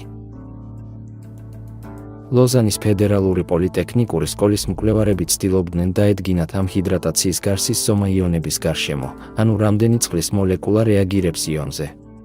მათ მიაღწიეს გასაოცარ შედეგებს. გამოდის, რომ ერთ იონს შეუძლია გავლენა მოახდინოს დაახლოებით მილიონზე მიმდებარე წყლის მოლეკულაზე. ეს ეფექტი ძლიერდება, თუ ნაწილაკს აქვს დიდი ზედაპირული მუხტი და ადსორბირებული იონების მაღალი კონცენტრაცია. შესაბამისად, ერთ ნანოპლასტიკური ნაწილაკს შეუძლია შეცვალოს მილიონობით წყლის მოლეკულის თვისებები. ჰიდრატაციის გარსში შეკრული მოლეკულები ნაკლებად მოძრავია, რაც ამცირებს მათ ცვლილს წყლის საერთო სითბოს სიმძლავრეში. სხვა სიტყვებით რომ ვთქვათ, ასეთი წყალი უფრო სწრაფად თბება იმავე გარე პირობებში, ხოლო გაციებისას ის უფრო სწრაფად ცივდება, სუფთა წყალთან შედარებით. გარდა ამისა, ნანოპლასტიკის ირგვლივ წყალბადის ბმების დარღვეული სტრუქტურა იწვევს წყლის თბოგამტარობის დაქვეითებას. ეს ნიშნავს, რომ წყალი ნანოპლასტიკთან ახლოს შეიძლება იყოს უფრო ცხელი სითბოს გატარების ნაკლები უნარის გამო. ამ გზით, ნანოპლასტიკა აქტიურად ურთიერთქმედებს არა მხოლოდ წყალში არსებულ იონებთან და მინარევებით, არამედ თავად წყლის მოლეკულებთან, ცვლის წყალბადის ბმის ქსელს, რომელიც განსაზღვრავს წყლის ძირითად თვისებებს. შედეგად იცვლება წყლის სითბოს სიმძლავრეც და თბოგამტარობაც. ეს იწვევს ტემპერატურის საერთო მატებას და ხელს უწყობს მთელი ოკეანის გათბობას. მნიშვნელოვანია აღინიშნოს, რომ ნანოპლასტიკების მცირე რაოდენობასაც კი შეუძლია ღრმა გავლენა მოახდინოს წყლის თვისებებზე. ეს ხაზს უსვამს შემდგომი კვლევისა და ნანოპლასტიკური კონცენტრაციების შეფასების აუცილებლობას სხვადასხვა წყლის გარემოში მისი ზემოქმედების სრულად გასაგებად. ოკეანეში ნანოპლასტიკური ნაწილაკები ბუზივითაა მალამოში. მიკრო და ნანოპლასტიკური ნაწილაკები მთელ ოკეანეში ნაწილდება დენებისაგან. გამაძლიერებელი ნაწილაკები რჩება ზედაპირზე, ხოლო უფრო მკვრივი მიკროპლასტიკა ან ბიოტათი დაბინძურებული ოკეანის ფსკერზე იძირება. უფრო მეტიც, დავივიწყებთ თერმოკლინის ზონებს. ამ წყლის ფენებში ტემპერატურისა და სიმკვრივის განსხვავება საშუალებას აძლევს მიკროპლასტიკს მნიშვნელოვანი რაოდენობით დაგროვდეს. უკეთ რომ გავიგოთ, გამოვიყენოთ მრავალსართულიანი შენობის ვიზუალური მეტაფორა. წარმოიდგინეთ 10 სართულიანი შენობა მეხუთე და მე-10 სართულებზე თერმული ბლოკირებით, რაც არღვევს ნორმალურ სითბოს გაფრქვევას. სითბოს თანაბრად გადანაწილების ნაცვლად ის გროვდება ამ სართულებზე და ვერ გადის სახურავიდან. თერმული კამერა გამოავლენს, რომ ამ შენობის შიგნით ტემპერატურა მნიშვნელოვნად მაღალია თერმული ბლოკირების გარეშე მსგავს შენობასთან შედარებით.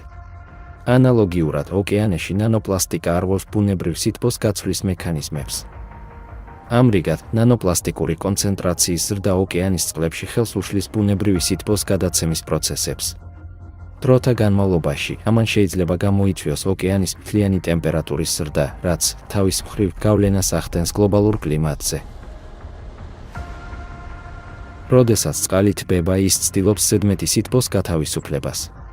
ამ პროცესის დროს მისი მოლეკულები უფრო სწრაფად მოძრაობენ, ამოდიან ზედაპირზე. გავლენა ატმოსფეროზე. ჭარბი ენერგიის გამო წყლის ზოგიერთი მოლეკულა შორდება სხვა მოლეკულებს და გადაიქცევა ორთქლად. წარმოიდგინეთ ბუშტი, რომელიც ნელა ამაღლდება ცაში. ეს ბუშტი წარმოადგენს წყლის ორთქლს. სიმაღლის მატებასთან ერთად ჰაერის ტემპერატურა იკლებს. ასეთ პირობებში წყლის ორთქლი იწყებს კონდენსაციას, წარმოქმნის პაწაწინა წვეთებს. თუმცა ამ წვეთების ჩამოყალიბებისთვის მათ სჭირდებათ წვეთი მიკროსკოპული ნაწილაკები, რომლებიც ცნობილია როგორც კონდენსაციის ბირთვები. ეს შეიძლება იყოს მტვერი, ზღვის მარილი ან ჭვარტლი. რაც უფრო მეტია კონდენსაციის ბირთვი, მით უფრო სწრაფია პროცესი. ატმოსფეროში წყლის ორთქლი და წვეთები ურთიერთქმედებენ გარემოს ელექტრულ ველებთან და ატმოსფერულ სტატიკურ მუხტთან და იძენენ ელექტრულ მუხტს. დატენვები ძალზე მნიშვნელოვანია და ღრუბლის ფორმირების პროცესში ისინი პრაქტიკულად ყველაფერია. თუ გარშემორტყმული ხარ თუ ამინდობით და ჯექა ქუხილით, იცით, რომ ზოგიერთ ღრუბელს აქვს ელექტრული მუხტი. მაგრამ უკვე დიდი ხანია აღმოჩენილია, თუმცა ახლა არც ისე მნიშვნელოვანია და არც აქტუალურია, რომ სინამდვილეში ყველა ღრუბელი დამუხტულია. ასე რომ თუ უყურებ ღრუბელს, როგორსაც მე ახლა ვხედავ, ჩნდება კითხვა, როგორ ყალიბდებიან ისინი, რა ხდება იქ? და ჩვენ აღმოვაჩინეთ, რომ დატენვა მთავარ როლს თამაშობს. დამუხტული წვეთები იზიდავს ერთმანეთს პაწაწინა მაგნიტების მსგავსად, რაც აჩქარებს უფრო დიდი წვეთების წარმოქმნას. ეს წვეთები ერწყმის ღრუბლებსა და ნალექებს ცეტვის ჩათვლით. თუმცა, როდესაც მიკრო და ნანოპლასტიკური ნაწილაკები მოქმედებენ, მათ შეუძლიათ დაარღვიონ ატმოსფეროში ამ ელექტრული და წყლის პროცესების დელიკატური ბალანსი. ყინულის კრისტალებსა და აეროზოლის ნაწილაკებს შორის ურთიერთქმედება, მათ შორის პლასტმასის ჩათვლით, აძლიერებს ატმოსფეროს ელექტროსტატიკურ მუხტს. გარდა ამისა, მიკრო და ნანოპლასტიკური ნაწილაკები ემსახურება როგორც ეფექტური კონდენსაციის ბირთვს წყლის ორთქლისთვის. ამ დამუხტული ნაწილაკების ირგვლივ უფრო სწრაფად მიმდინარეობს წყლის წვეთების, ყინულის კრისტალების და სეტყვის წარმოქმნის პროცესი. რაც უფრო დიდია ნანონაწილაკების ზედაპირის ფართობი, მით უფრო დიდი სეტყვისა და წვიმის ღრუბლების წარმოქმნა შეუძლიათ. ჩვენ უკვე მოწმენი ვართ, რომ ეს ფენომენი გახშირდება და დესტრუქციული ხდება. მიკრო და ნანოპლასტიკების არსებობამ ასევე შეიძლება გავლენა მოახდინოს ოკეანის აორთქლების სიმკვრივესა და ფიზიკურ თვისებებზე, რაც ანელებს მის ასვლას.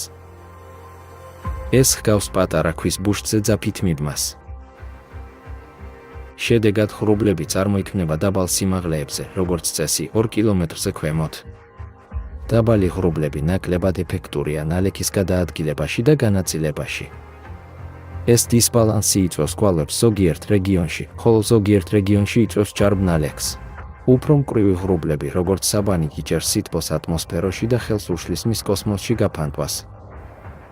ტემპერატურის მატება იწვევს წყლის კიდევ უფრო დიდ აორთქლებას ოკეანეებიდან და ზღვებიდან და რაც უფრო მეტი ტენიანობაა ატმოსფეროში, მით უფრო თბილი ხდება. ეს ქმნის მანკიერ წრეს. ასევე უნდა აღინიშნოს, რომ დათბობის ყველა ხარისხით ატმოსფერული ტენიანობა იზრდება დაახლოებით 7%-ით, ხოლო ელვისებური დარტყმა იზრდება 12%-ით. ეს ტენიანობა ძირითადად ოკეანეებიდან მოდის. ასე რომ ეს უზრუნველყოფს დამატებით წვიმას, როდესაც ჩვენ გვაქვს ქარიშხალი. ამავდროულად იმ ადგილებში, სადაც წვიმა არ არის, ნიადაგი უფრო სწრაფად შრება, რაც იწვევს უფრო ინტენსიურ კვალვას, სიცხეს და ხანძარს.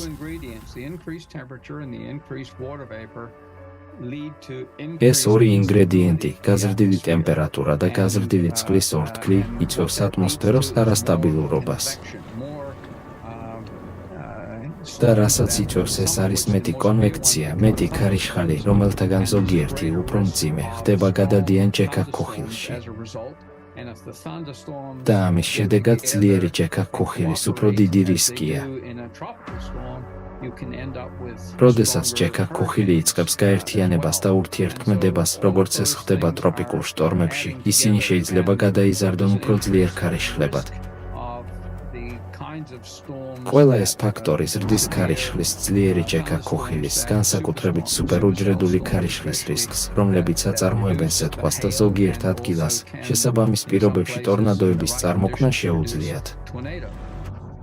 ოკეანის ექსტრემალური გათბობა ატმოსფეროში ჭარბი ელექტროენერგიით და სითბოსთან ერთად ამძაფრებს კლიმატის კრიზისს. არაჩვეულებრივი სეტყვა, კოკისპირული წვიმები, ძლიერი ქარიშხალი, შტორმი, ელვა და სპრაიტები ძლიერდება საგანგაშო ძალით. ეს კლიმატური მოვლენები სულ უფრო დესტრუქციული და საშიში ხდება. ურთიერთქმედება პლანეტის მაგნიტურ ველთან.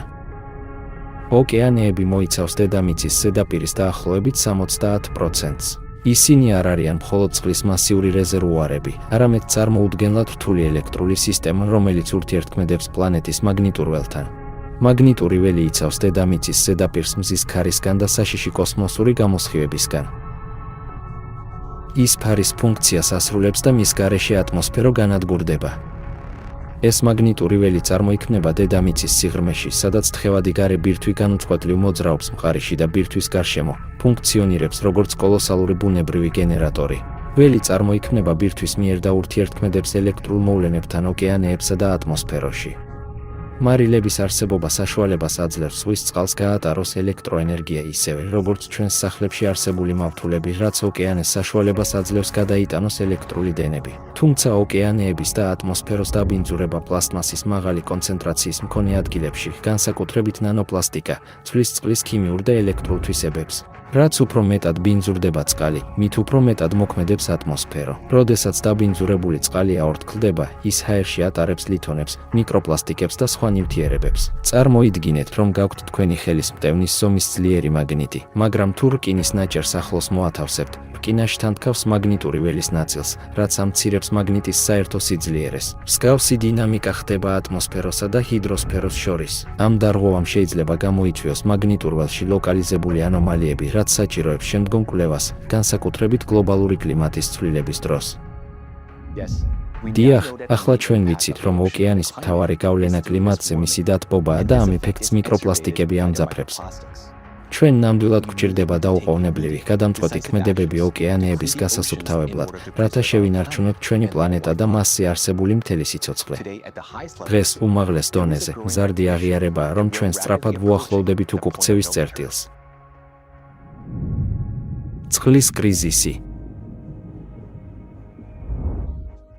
წყლის ეკონომიკის გლობალური კომისიის 2024 წლის ოქტომბრის ანგარიში ნათქვამია, რომ პირველად კაცობრიობის ისტორიაში გლობალური წყლის ციკლი დაირღვა. კლიმატის ცვლილება სულ უფრო სერიოზულ გავლენას ახდენს წყლის რესურსების ხელმისაწვდომობაზე. ამ 10 წლეულის ბოლოს მტკნარ წყალზე მოთხოვნა 40%-ით გადააჭარბებს მიწოდებას, რადგან გლობალური წყლის სისტემები უპრეცედენტო დატვირთვის წინაშე დგანან. მსოფლიოს მტკნარი წყლის დაახლოებით 70% გამოიყენება კულტურების მორწყვისთვის. თუმცა ბევრი სარწყავი სისტემა არაეფექტურია, რაც იწვევს წყლის მნიშვნელოვან დანაკარგს. ტემპერატურის მატება, ნალექის ცვლილებები და უფრო ხშირი ექსტრემალური ამინდის მოვლენები საფრთხეს უქმნის გლობალურ სასურსათო უსაფრთხოებას. პროგნოზები მიუთითებენ, რომ მსოფლიოს საკვების მარაგის ნახევარზე მეტი შეიძლება გაქრეს მომდევნო 25 წლის განმავლობაში, მაშინ როცა 3 მილიარდი ადამიანი უკვე ცხოვრობს წყლის დეფიციტის პირობებში. ეს არის ღრმად საგანგაშო სიტუაცია, რომელიც მალე მთელ მსოფლიოში აისახება. ოკეანის მნიშვნელობა დედამიწაზე სიცოცხლის შენარჩუნებაში უდაოა და მსოფლიო ლიდერები ხაზს უსვამენ მოქმედების გადაუდებელ აუცილებლობას. იუნესკოს მსოფლიო ოკეანეების მდგომარეობის 2024 წლის ანგარიში მიზნად ისახავს პოლიტიკის შემქმნელების ინფორმირებას და მოქმედებების გაღვივებას, რათა შეიქმნას ოკეანე, რომელიც გვჭირდება იმ მომავლისთვის, რომელიც ჩვენ გვინდა. გაეროს გენერალური ასამბლეის პრეზიდენტმა, ბატონმა დენის ფრენსისმა, მართებულად აღნიშნა, რომ ოკეანე კაცობრიობის უძლიერესი მოკავშირეა კლიმატის ცვლილებასთან ბრძოლაში. ამიტომ ჩვენი ერთობლივი პასუხისმგებლობაა. გავასწოროთ კურსი და ხელახლა მივიღოთ ვალდებულება მდგრადად ვმართოთ ოკეანის ძვირფასი რესურსები, რათა უზრუნველყოთ მათი ხელმისაწვდომობა თაობებს შორის. მეცნიერებმა იციან, რომ თუ ჩვენ არ გვაქვს ოკეანე, არ გვექნება მცენარეები ხმელეთზე, არ გვექნება ჟანგბადი, არ გვექნება გადარჩენის უნარი. გაეროს გენერალურმა მდივანმა ანტონიო გუტერეშმა ასევე ხაზგასმით აღნიშნა, რომ საჭიროა სასწრაფო მოქმედება და მოუწოდა მთავრობებს, ბიზნესს, ინვესტორებს, მეცნიერებს და საზოგადოებებს გაერთიანდნენ ჩვენი ოკეანის დასაცავად. მარინა ოვცინოვამ, ალატრას საერთაშორისო საზოგადოებრივი მოძრაობის პრეზიდენტმა, COP29-ზე საკვანძო განცხადება გააკეთა კლიმატთან დაკავშირებული კატასტროფების უპრეცედენტო მატებასთან დაკავშირებით. მან აღნიშნა, ჩვენ ვერ ხვდებით, რა ცოტა დრო გრჩება უკან ქცევის წერტილამდე. ცხადია, ჩვენი ოკეანეების ჯანმრთელობის შენარჩუნება გადამწყვეტია პლანეტის მომავლისთვის. როგორც ვხედავთ, არსებობს არსებული სიტუაციის კრიტიკულობის გაგება. ოკეანის გასუფთავებაზე ბევრი საუბარია, მაგრამ რა კონკრეტული ნაბიჯები უნდა გადაიდგას ახლა ჩვენი პლანეტის განსაკურნებლად მას შემდეგ, რაც ის საშიში ვირუსით ნადგურდება. ჯერჯერობით მხოლოდ ის შეგვიძლია ვთქვათ, რომ პაციენტი უფრო მკვდარია, ვიდრე ცოცხალი და სუნთქვის შეჩერება მხოლოდ დროის საკითხია. რას აკეთებენ ექიმები? სიზიფეს ნაშრომი. სიტუაციის როგორმე გამოსწორების მიზნით ცდილობებია, რომ ოკეანე გაიწმინდოს ზედაპირზე დიდი რაოდენობა ნაგვისგან. სხვადასხვა ორგანიზაციები და ინიციატივები მუშაობენ პლასტმასის და სხვა ნაგვის შეგროვების პროექტებზე, რომლებიც ზედაპირზე ცურავს. ოკეანის დასუფთავების ყველაზე ამბიციური პროექტი არის ოკეანის გასუფთავება. სისტემა შედგება დაახლოებით 2 და 2 კილომეტრის სიგრძის მცურავი ბარიერისგან, რომელიც ბუქსირდება ორ ნელა მოძრავ გემს შორის. ეს ბარიერი 4 მეტრით სიღრმეზეა წყლის ზედაპირიდან, სადაც ყველაზე მეტი მცურავი პლასტმასი გვხვდება. ნაგავი გროვდება უზარმაზარ ტომარაში, რომელიც როგორც კი ივსება, ერთ-ერთ გემზე გადააქვთ, სადაც პლასტმასის დახარისხება და შეფუთვა ხდება. ამის შემდეგ ჩანთა ისევ წყალში ჩადის და პროცესი თავიდან იწყება. ერთი შეხედვით ეს პერსპექტიულად ჟღერს, მაგრამ არსებობს რამდენიმე ნიუანსი. ნაგავთან ერთად ხაფანგში ხვდებიან ოკეანის ზედაპირზე მცხოვრები ცოცხალი ორგანიზმები, როგორიცაა მიკროსკოპული წყალმცენარეები, თევზის ლარვები და მედუზები. ჯერ არავის გაუზომია, რამდენი ცოცხალი ორგანიზმი ხვდება ბადეებში, მაგრამ თუ ისინი განადგურდებიან მნიშვნელოვანი რაოდენობით, ამან შეიძლება კასკადური ნეგატიური გავლენა იქონიოს ზღვის ყველა მცხოვრებზე კვებითი ჯაჭვის მოშლით. მიუხედავად საზღვაო ცხოველების უსაფრთხოების უზრუნველსაყოფად მცდელობისა, პრობლემა კვლავ გადაუჭრელი რჩება. 2024 წლის ნოემბრის მონაცემებით, ოკეანის გასუფთავების პროექტის მონაწილეებმა ოკეანეებიდან ამოიღეს დაახლოებით 20,000 ტონა პლასტმასი. ეს მნიშვნელოვანი წინგადადგმული ნაბიჯია, თუმცა პრობლემის გრანდიოზულ სქემაში ეს მხოლოდ წვეთია ოკეანეში. ოკეანეებში დაახლოებით 200 მილიონი ტონა ნაგავი ცურავს და ეს რიცხვი ყოველწლიურად დამატებით 11 მილიონი ტონით იზრდება.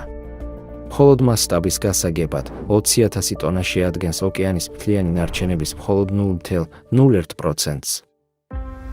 ოკეანეების გაწმენდის საკითხის განხილვისას უამრავი კითხვა ჩნდება.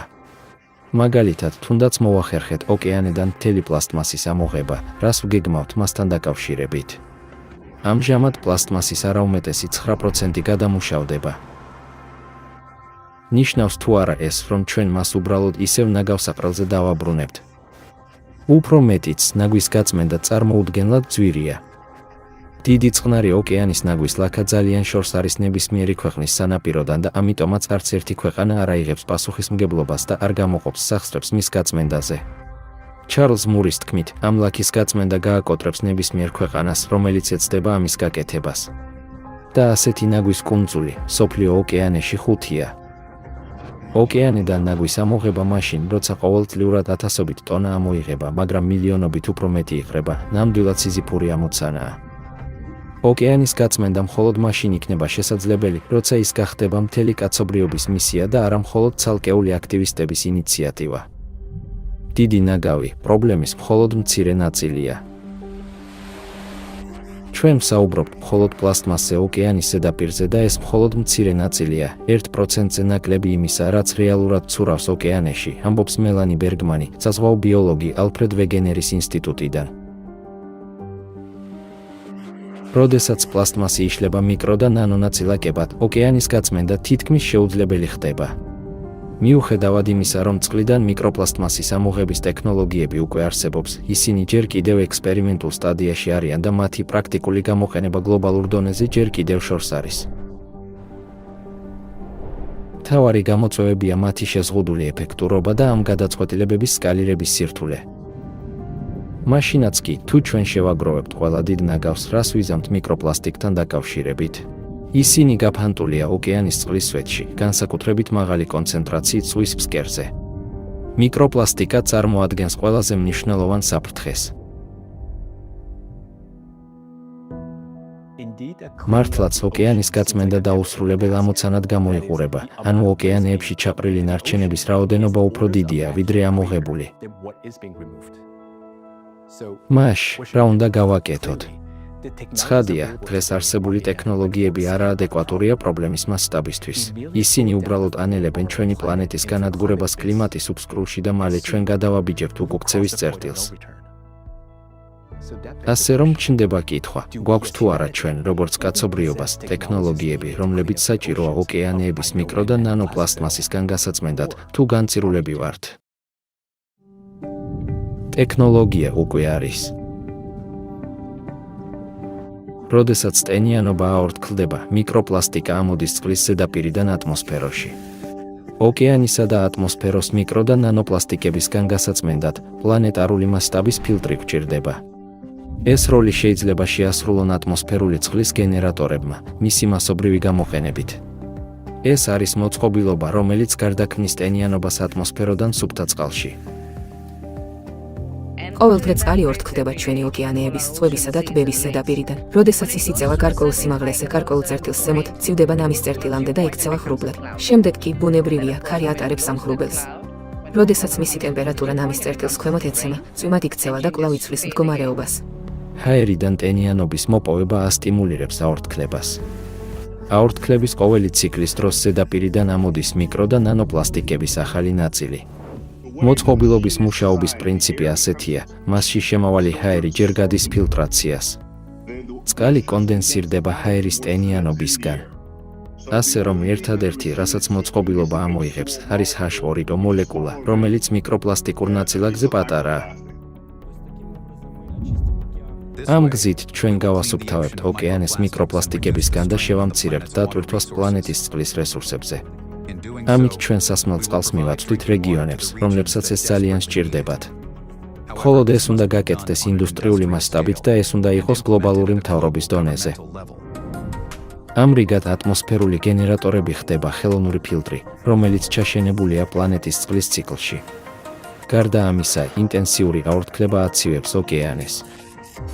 ჰაერიდან წყლის კონდენსაციის ტექნოლოგია მუშაობს პლაზმაფერეზის სისხლის გაწმენდის პროცედურის მსგავსი პრინციპით. ისევე როგორც პლაზმაფერეზს გამოაქვს მავნე კომპონენტები სისხლიდან და აღადგენს ორგანიზმის იმუნიტეტს, წყლის გაფილტვის გენერატორები ფილტრავს ნანოპლასტიკებს წყლის ორთქლიდან და აღადგენს ოკეანის ბუნებრივ ფუნქციებს. ეს მიდგომა ასუფთავებს როგორც ატმოსფეროს, ასევე ოკეანის მიკროპლასტიკებისგან. გარდა ამისა, წყლის გენერატორებს შეუძლიათ უზრუნველყონ გაწმენდილი წყლის საჭირო მოცულობა ყველა საყოფაცხოვრებო და სამრეწველო საჭიროებისთვის. გამოყენებული წყალი უნდა დაბრუნდეს ნიადაგში, სადაც ის ურთიერთქმედებს მიკროორგანიზმებთან, რომლებიც ანადგურებენ ნანოპლასტიკებს, ამდიდრებენ მინერალებით და გადიან ბუნებრივ გაწმენდას. ტენის შევსებასთან ერთად გამომშრალი მიწისქვეშა წყლები და მდინარეები დაიწყებენ აღდგენას. ნიადაგი ნაყოფიერი გახდება, მცენარეული საფარი კი აყვავდება. ასევე, ტენიანი ნიადაგი ხელს შეუწყობს ტემპერატურის მერყეობის აღმოფხვრას, ხოლო წყლის მაღალი თბოგამტარობა ეფექტურად გადასცემს სითბოს ცხელი ადგილებიდან. ეს განსაკუთრებით მნიშვნელოვანია პლანეტის ცვალებადი კლიმატის პირობებში.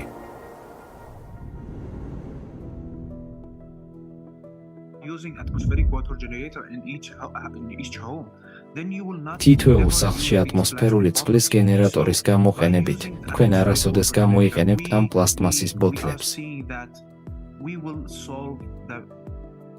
ასე რომ ატმოსფერული წყლის გენერატორის გამოყენებით, ჩვენ მოვაგვარებთ წყლის პრობლემას, შევამცირებთ პლასტმასის წარმოებით გამოწვეულ ზიანს, შევამცირებთ ნახშირორჟანგის გამოყოფას ტრანსპორტიდან და დავეხმარებით გარემოს დაუბრუნდეს თავის ბუნებრივ ციკლს. შეძლებს თუ არა ეს ტექნოლოგია წყლის მიწოდებას უდაბნოში მცხოვრები ადამიანებისთვის. ეს არის ტექნოლოგია, რომელიც საშუალებას გაძლევთ შექმნათ წყალი ნებისმიერ ადგილას. რადგან ამ ტექნოლოგიის პრინციპი არის ის, რომ კონდენსაცია წარმოიქმნება გათბობისა და გაგრილების გამო, ასე რომ იქნება ეს ეშმაკის ველზე ნევადაში თუ საჰარას უდაბნოში, ჩვენ მაინც შეგვიძლია იქ წყალი ვაწარმოოთ. ასე რომ ჩვენ შეგვიძლია წყალი ვაწარმოოთ პლანეტის ნებისმიერ წერტილში. მაგრამ ეს ბადებს კითხვას, შეიძლება თუ არ ამ პროცესში ჰაერის გამოშრობა. რაც შეეხება გარემომცველ ჰაერში ან ატმოსფეროში წყლის შემცველობას, როგორც უკვე ვთქვი, ატმოსფეროს ბუნებრივი ბალანსის დარღვევის შესაძლებლობა აბსოლუტურად არ არსებობს, რადგან ის ძალიან დიდი და ძალიან ძლიერია.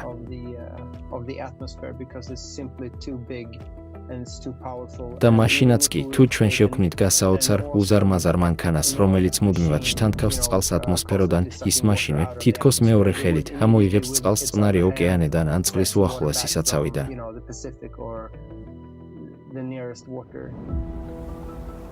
უფრო მეტიც, როცა ატმოსფეროდან ჭარბტენს ვაშორებთ, ექსტრემალური ნალექების და ქარის სიხშირე მცირდება. პარალელურად ატმოსფერო იწმინდება მეთანისა და CO2-ისგან. აქტიური გამოყენების მხოლოდ 2-3 წლის განმავლობაში ატმოსფერული წყლის გენერატორები შეძლებენ მნიშვნელოვნად გაწმინდონ ოკეანე და ატმოსფერო. ოკეანის მიკროპლასტიკისგან გაწმენდა აღადგენს მის ტბოგამტარობას. ოკეანე კვლავ დაიწყებს სითბოს ატმოსფეროში გადატანას, რომელიც შემდეგ კოსმოსში გაიფანტება. ეს შეამსუბუქებს ბუნებრივი კატასტროფების დესტრუქციულ გავლენას. უფრო მეტიც, წყლის გენერატორებზე გადასვლა შეამცირებს დამოკიდებულებას ხმელეთის და მიწისქვეშა წყლის წყაროებზე. ატმოსფეროდან ტენის ამომღებ გენერატორებს შეეძლებათ სასმელი და სამრეწველო საჭიროებისთვის საჭირო წყლის მოცულობის წარმოება. ისინი სასიცოცხლოდ მნიშვნელოვანია წყლის კრიზისის დროს და უზრუნველყოფენ სტაბილურ წყალმომარაგებას. ეს შესაძლებელს გახდის გაეროს მდგრადი განვითარების რამდენიმე მიზნის სრულყოფილად განხორციელებას ერთდროულად. იმისათვის, რომ ოკეანის გაწმენდის პროცესი გლობალური მასშტაბით დაიწყოს, მთელი წყალი მხოლოდ ატმოსფეროდან უნდა მივიღოთ, ანუ მთლიანად გადავიდეთ ატმოსფეროდან ტენის ამოღების გენერატორებზე. ყოველივე ამის შემდეგ, რაც უფრო მეტ ტენს მივიღებთ ატმოსფეროდან, მით უფრო ინტენსიური იქნება აორთქლება, რაც ნიშნავს, რომ ოკეანის გაწმენდის პროცესი დაჩქარდება. ატმოსფეროდან ტენის ამოღების გენერატორების ეფექტური კვებისთვის ჩვენ უნდა გამოვიყენოთ საწვავის გარეშე გენერატორები. ცხადია, ჩვენ ასევე უნდა შევაჩეროთ ნარჩენების ოკეანეში გადაყრა. გარდა ამისა, საჭიროა საკანალიზაციო სისტემების კაპიტალური შეკეთება. ეს ნაბიჯები გამოიწვევს სამეცნიერო და ტექნოლოგიურ რევოლუციას, უზრუნველყოფს მდგრადი წყლის მიწოდებას და ამცირებს კლიმატზე ნეგატიურ ზემოქმედებას. შედეგად 3-5 წელიწადში ოკეანის ტბოგამტარობის ფუნქციები თითქმის აღდგება. და ეს ყველაფერი უნდა გავაკეთოთ უმოკლეს დროში. ასე რომ ეს შესანიშნავი სიახლეა. ტექნოლოგიები, რომლებსაც შეუძლიათ ჩვენი პლანეტის და კაცობრიობის გადარჩენა განადგურებისგან. ისინი უკვე არსებობს. ასე რომ ჩვენ გვაქვს შანსი. ყველაფერი, რაც ჩვენ უნდა გავაკეთოთ, არის გადაწყვეტის ორგანიზება და განხორციელება. მაგრამ აქ არის კიდევ ერთი საკითხი: კლიმატის მოდელები, რომლებიც ითვალისწინებენ ყველა ანთროპოგენურ ფაქტორს, როგორც ირკვევა, არასახავს რეალობას. ანუ ის, რაც მოსალოდნელი იყო 150 წლის შემდეგ, ჩვენს თვალწინ იშლება. მეცნიერები იწყებენ იმის აღიარებას, რომ არსებობს რაღაც სხვა, რაც მხოლოდ ადამიანის გავლენის მიღმაა. ეს რაღაც სხვა იწვევს სულ უფრო მეტ შეუსაბამობას მოდელსა და რეალობას შორის და მოდით დავარქვათ ფაქტორი X-ი. X ფაქტორი. გლობალური საშუალო ტემპერატურა სრულად არასახავს კლიმატის ცვლილების რეალობას, რადგან ზოგიერთი რეგიონი ბევრად უფრო სწრაფად თბება ვიდრე სხვები.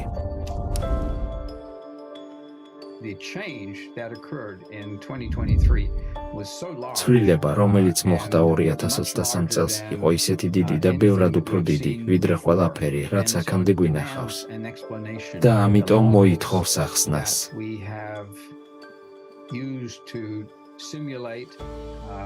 მოდელები, რომლებიც ჩვენ გამოვიყენეთ კლიმატის სიმულაციისთვის, არ იძლევა ამის კარგ ახსნას.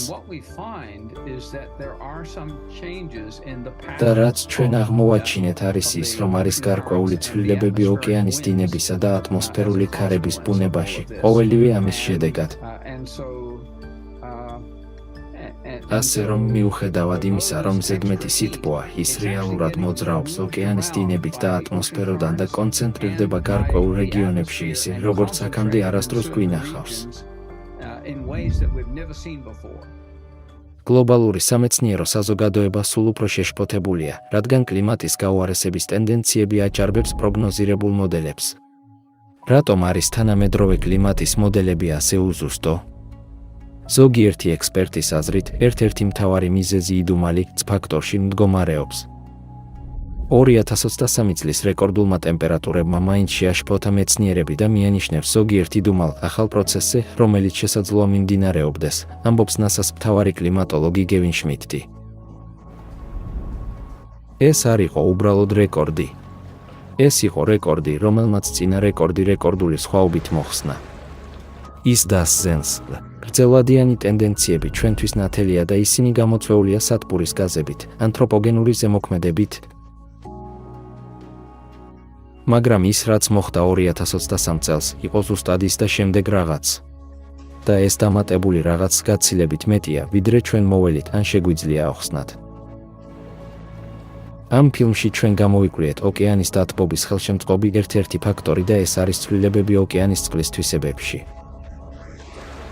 ნანოპლასტიკები გავლენას ახდენენ წყლის სითბოს სიმძლავრეზე და გამტარობაზე, აკავებენ სითბოს ოკეანის წყლებში.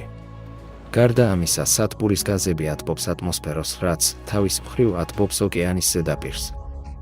მაგრამ არის თუ არა ეს ფაქტორები საკმარისი ოკეანის ასეთი დრამატული დათბობისთვის, იმის გათვალისწინებით, რომ მზის რადიაცია უცვლელი რჩება და კლიმატის მოდელებში ანთროპოგენური ფაქტორები გათვალისწინებულია.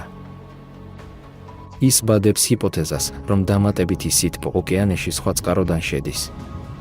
კვლევებმა აჩვენა, რომ ოკეანის შუა სიღრმეები ბოლო 60 წლის განმავლობაში 15 ჯერ უფრო სწრაფად თბებოდა, ვიდრე წინა 1000 წლის განმავლობაში და ეს დათბობა აჩქარებს. ასეთი ღრმა ფენების გასათბობად, სადაც მზის სინათლე ვერ აღწევს, უზარმაზარი ენერგიაა საჭირო. მაგალითად, დასავლეთ ანტარქტიდის სანაპიროზე, უედელის ზღვის ღრმა წყლები უცნაურად თბება. მიუხედავად იმისა, რომ წყლის ზედა 700 მეტრი თითქმის უცვლელი რჩება, ტემპერატურა ღრმა ფენებში სტაბილურად იზრდება. არსებობს რამდენიმე თეორია ამ ანომალიის ასახსნელად, მაგრამ არც ერთი არ არის საბოლოოდ დადასტურებული. საიდან მოდის ეს დამატებითი სითბო ოკეანის სიღრმეში? საყოველთაოდ მიჩნეულია, რომ დედამიწის შიგნიდან სითბო უმნიშვნელოა, მაგრამ შეიძლება თუ არა ამ ფაქტორს არ ვაფასებდეთ? ჩვენი ცოდნა ოკეანის სიღრმეების შესახებ შეზღუდულია. ზღვის ფსკერის 70%-ზე მეტი მდებარეობს 3000 მეტრზე მეტ სიღრმეზე. ასეთ ექსტრემალურ სიღრმეებში კვლევა მნიშვნელოვანი ტექნიკური გამოწვევების წინაშე დგას. წყალქვეშა და სენსორები იშვიათად აღწევს ამ უბნებს და გამოთვლები ხშირად ეყრდნობა მოძველებულ მონაცემებს. ჩვენ უბრალოდ არ გვაქვს მკაფიო გაგება, თუ რა ხდება ოკეანის ფსკერზე. მაგალითად, მეცნიერებმა სულ ახლახან აღმოაჩინეს 19000 აქამდე უცნობი წყალქვეშა ვულკანი. ჩვენ მხოლოდ ოკეანის ფსკერის დაახლოებით 5% დავიტანეთ რუქაზე. სანამ მის 100%-ს არ დავიტანთ, ჩვენ მაინც ვიმუშავებთ ბრმად. მერილენდის უნივერსიტეტის ოკეანოგრაფმა და პროფესორმა არტურ ვიტერიტომ შენიშნა, რომ 1995 წლიდან შუა ოკეანის ქედებზე მომხდარი მიწისძვრების რიცხვი იზრდება.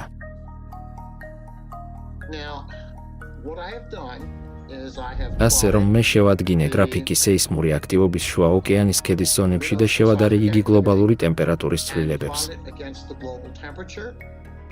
და ჩვენ ვხედავთ 2 წლიან ჩამორჩენას. სხვა სიტყვებით რომ ვთქვათ, სეისმური აქტივობა წინ უსწრებს გლობალური ტემპერატურის ცვლილებას დაახლოებით 2 წლით. რაც უფრო მეტი სეისმური აქტივობა, მით მეტი აქტიურობით მოძრაობს მაგმა სისტემაში. ამ გამდნარი მაგმის ტემპერატურა შეიძლება 1000 გრადუსს აღემატებოდეს. ასე რომ ეს არის ის, რასაც ჩვენ ნამდვილად ვსწავლობთ. ჩვენ არ გვაქვს პირდაპირი გაზომვები, თუ რამდენი მაგმა გამოდის. ერთადერთი, რაც შეგვიძლია გავაკეთოთ, არის სეისმური აქტივობის ოდენობის გაზომვა, რადგან ამისათვის გვაქვს გლობალური სეისმური ქსელი. ამრიგად არტურ ვიტერიტოს კვლევამ აჩვენა, რომ ოკეანის დათბობაზე ასევე მნიშვნელოვან გავლენას ახდენს ენდოგენური პროცესები, როგორიცაა სეისმური და მაგმატური აქტივობა. ჩემი კვლევა ვარაუდობს, რომ გეოთერმული ზეგავლენა მნიშვნელოვანი ფაქტორია გლობალური დათბობისთვის. და ჩვენ ვხედავთ აქ, რომ არგოს მონაცემები აჩვენებს გლობალური ტემპერატურის ვარიაციებს სხვადასხვა სიღრმეზე ბოლო 20 წლის განმავლობაში. სითბოს უმეტესი ნაწილი ზედაპირზე გადადის. მაგრამ ჩვენ ასევე გვაქვს გაძლიერება ქვემოდან. ასე რომ ის მოდის ორივე მხრიდან. არავითარ შემთხვევაში. როგორც აღნიშნეთ, თუ თქვენ გაადიდებთ შლეიფის ამ ნაწილს, ხედავთ, რომ ზედაპირული ფენის ქვემოთ უფრო მაღალი ტემპერატურა არ შეიძლება ზედაპირიდან წავიდეს, რადგან აქ არის ცივი ანომალია, მის ქვემოთ კი თბილი ანომალია. მაგრამ მას არ შეუძლია ამ ფენის გარღვევა, რომელიც ცნობილია როგორც თერმოკლინი. თერმოკლინი რეალურად არის ძლიერი გამყოფი ხაზი ოკეანეში, რომელიც ყოფს თბილ ზედაპირის ტემპერატურას, რომელიც ცნობილია როგორც შერეული ფენები, მის ქვეშ გაცილებით ცივი წყლით, რომელიც ცნობილია როგორც ღრმა წყლების სახელით. სინამდვილეში ეს სისტემა დაკავშირებულია. ის რეალურად არღვევს თერმოკლინს. და ცოტა ხნის წინ იყო რამდენიმე საინტერესო კვლევა, რომელიც ვარაუდობს, რომ თერმოკლინი რეალურად შესუსტდა. ეს სინქრონულია შუა ოკეანის სეისმური აქტივობის მატებასთან, არა? ასე რომ ეს არ ხდება მხოლოდ შემთხვევით. ასე რომ თქვენ გაქვთ უფრო გრილი წყალი ზედაპირზე და თბილი წყალი ქვეშ. გესმით? ეს არის გეოთერმული სითბოს მტკიცებულება, რომელიც ქვედა სიღრმეებიდან ზედაპირზე ამოდის. სითბოს ზევით კონვექციამ კიდევ უფრო გააძლიერა პროცესი, შეასუსტა თერმოკლინი და გაზარდა ოკეანის გლობალური სითბოს შემცველობა. ჩვენ ახალი რეალობის წინაშე ვდგავართ, ფაქტორი X-ი. ეს სავარაუდოდ ჩვენი პლანეტის მდგომარეობის გაუარესების მთავარი მამოძრავებელი ფაქტორია და უფრო აშკარა ხდება ბოლო რამდენიმე ათწლეულის განმავლობაში და მიკრო და ნანოპლასტიკა აძლიერებს მის ეფექტს. თუმცა რჩება ერთი კრიტიკული კითხვა, რა არის ზუსტად ფაქტორი X-ი, ძალა რომელიც ატყობს წყალს ოკეანის სიღრმეში. ალატრას მეცნიერები X ფაქტორს თითქმის 30 წელია სწავლობენ. კვლევართა ეს დამოუკიდებელი საერთაშორისო ჯგუფი მოიცავს ექსპერტებს სხვადასხვა სამეცნიერო სფეროდან, როგორიცაა ბირთვული ფიზიკა, ასტროფიზიკა, გეოლოგია, მათემატიკა, ბიოლოგია და მედიცინა. ისინი გაერთიანდნენ ინტერდისციპლინარული კვლევის ჩასატარებლად, რომელიც მოიცავს კლიმატსა და გეოდინამიკურ ცვლილებებს. ვრცელი მრავალწლიანი მონაცემთა ანალიზის საფუძველზე ალატრას მეცნიერები განიხილავენ X ფაქტორს როგორც დამატებით სითბოს, რომელიც წარმოიქმნება მაგმის ასვლის შედეგად ციკლური პლანეტარული პროცესების გამო. ფუნდამენტური სამეცნიერო დასკვნები და ქმედითი კლიმატის რეკომენდაციები შეგიძლიათ იხილოთ ანგარიში დედამიწაზე კლიმატური კატასტროფების პროგრესირებისა და მათი კატასტროფული შედეგების შესახებ. ეს მოხსენება რომის პაპ ფრანცისკეს ვატიკანში პირადად წარუდგინა ალატრას პრეზიდენტმა მარინა უცინოვამ. მონაცემების გულდასმით შესწავლის შემდეგ ვატიკანმა მოძრაობა ალატრას მიანიჭა სამოციქულო კურთხევა უწმინდესისგან კლიმატის და გარემოს დაცვის სფეროში გაწეული ძალისხმევისთვის.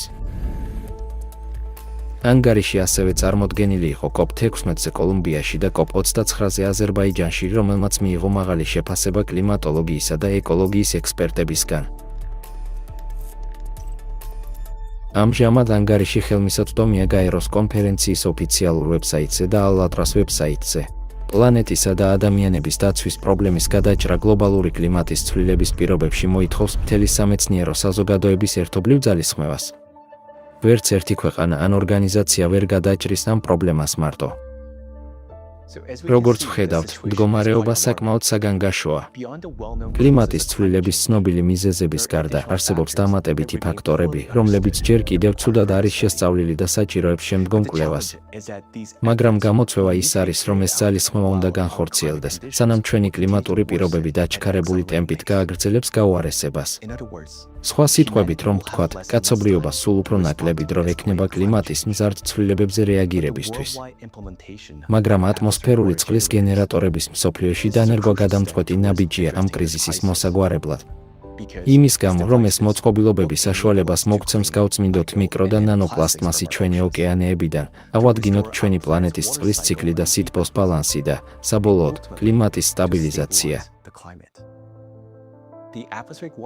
ატმოსფერული წყლის გენერატორებს შეუძლიათ მოგცეს ძვირფასი დრო კაცობრიობის სამეცნიერო და სამრეწველო პოტენციალის შესანარჩუნებლად და დროთა განმავლობაში იმედი და შესაძლებლობა გაჩნდება. ამავდროულად ჩვენ უნდა შევქმნათ ისეთი პირობები საზოგადოებაში, რომელიც საშუალებას მისცემს ყველა ქვეყნის მეცნიერებს ღიად ითანამშრომლონ, თავისუფლად გააზიარონ ცოდნა და ერთად იმუშაონ კაცობრიობისა და მისი გადარჩენისთვის. ამის მისაღწევად საჭიროა გლობალური მშვიდობა, გრძელვადიანი მშვიდობა ყველა ქვეყანას შორის. მხოლოდ მაშინ შევძლებთ რეალურად დაუპირისპირდეთ და დავძლიოთ ჩვენი კლიმატური კრიზისი. ჩვენ გვინდა ხაზგასმით აღვნიშნოთ, რომ ამ დოკუმენტურ ფილმში წარმოდგენილი იდეები და კვლევის მიმართულებები გვთავაზობს პერსპექტიულ და პრაქტიკულ მიდგომებს კლიმატის ცვლილების გამოწვევების გადასაჭრელად, რომელთა წინაშეც დღეს ვდგავართ. ამ ცნებების დეტალური გამოკვლევა გამოიწვევს გარღვევას იმ პროცესების გაგებაში, რომლებიც ვითარდება ჩვენს პლანეტაზე. ცვლილებების შექმნის ძალა ჩვენს ხელშია. ჩვენ ერთად შეგვიძლია გამოწვევები გადავაქციოთ არაჩვეულებრივი პროგრესის შესაძლებლობებად. მოქმედების დრო ახლა ჩვენი პლანეტისთვის, საკუთარი თავისთვის და მომდევნო თაობებისთვის.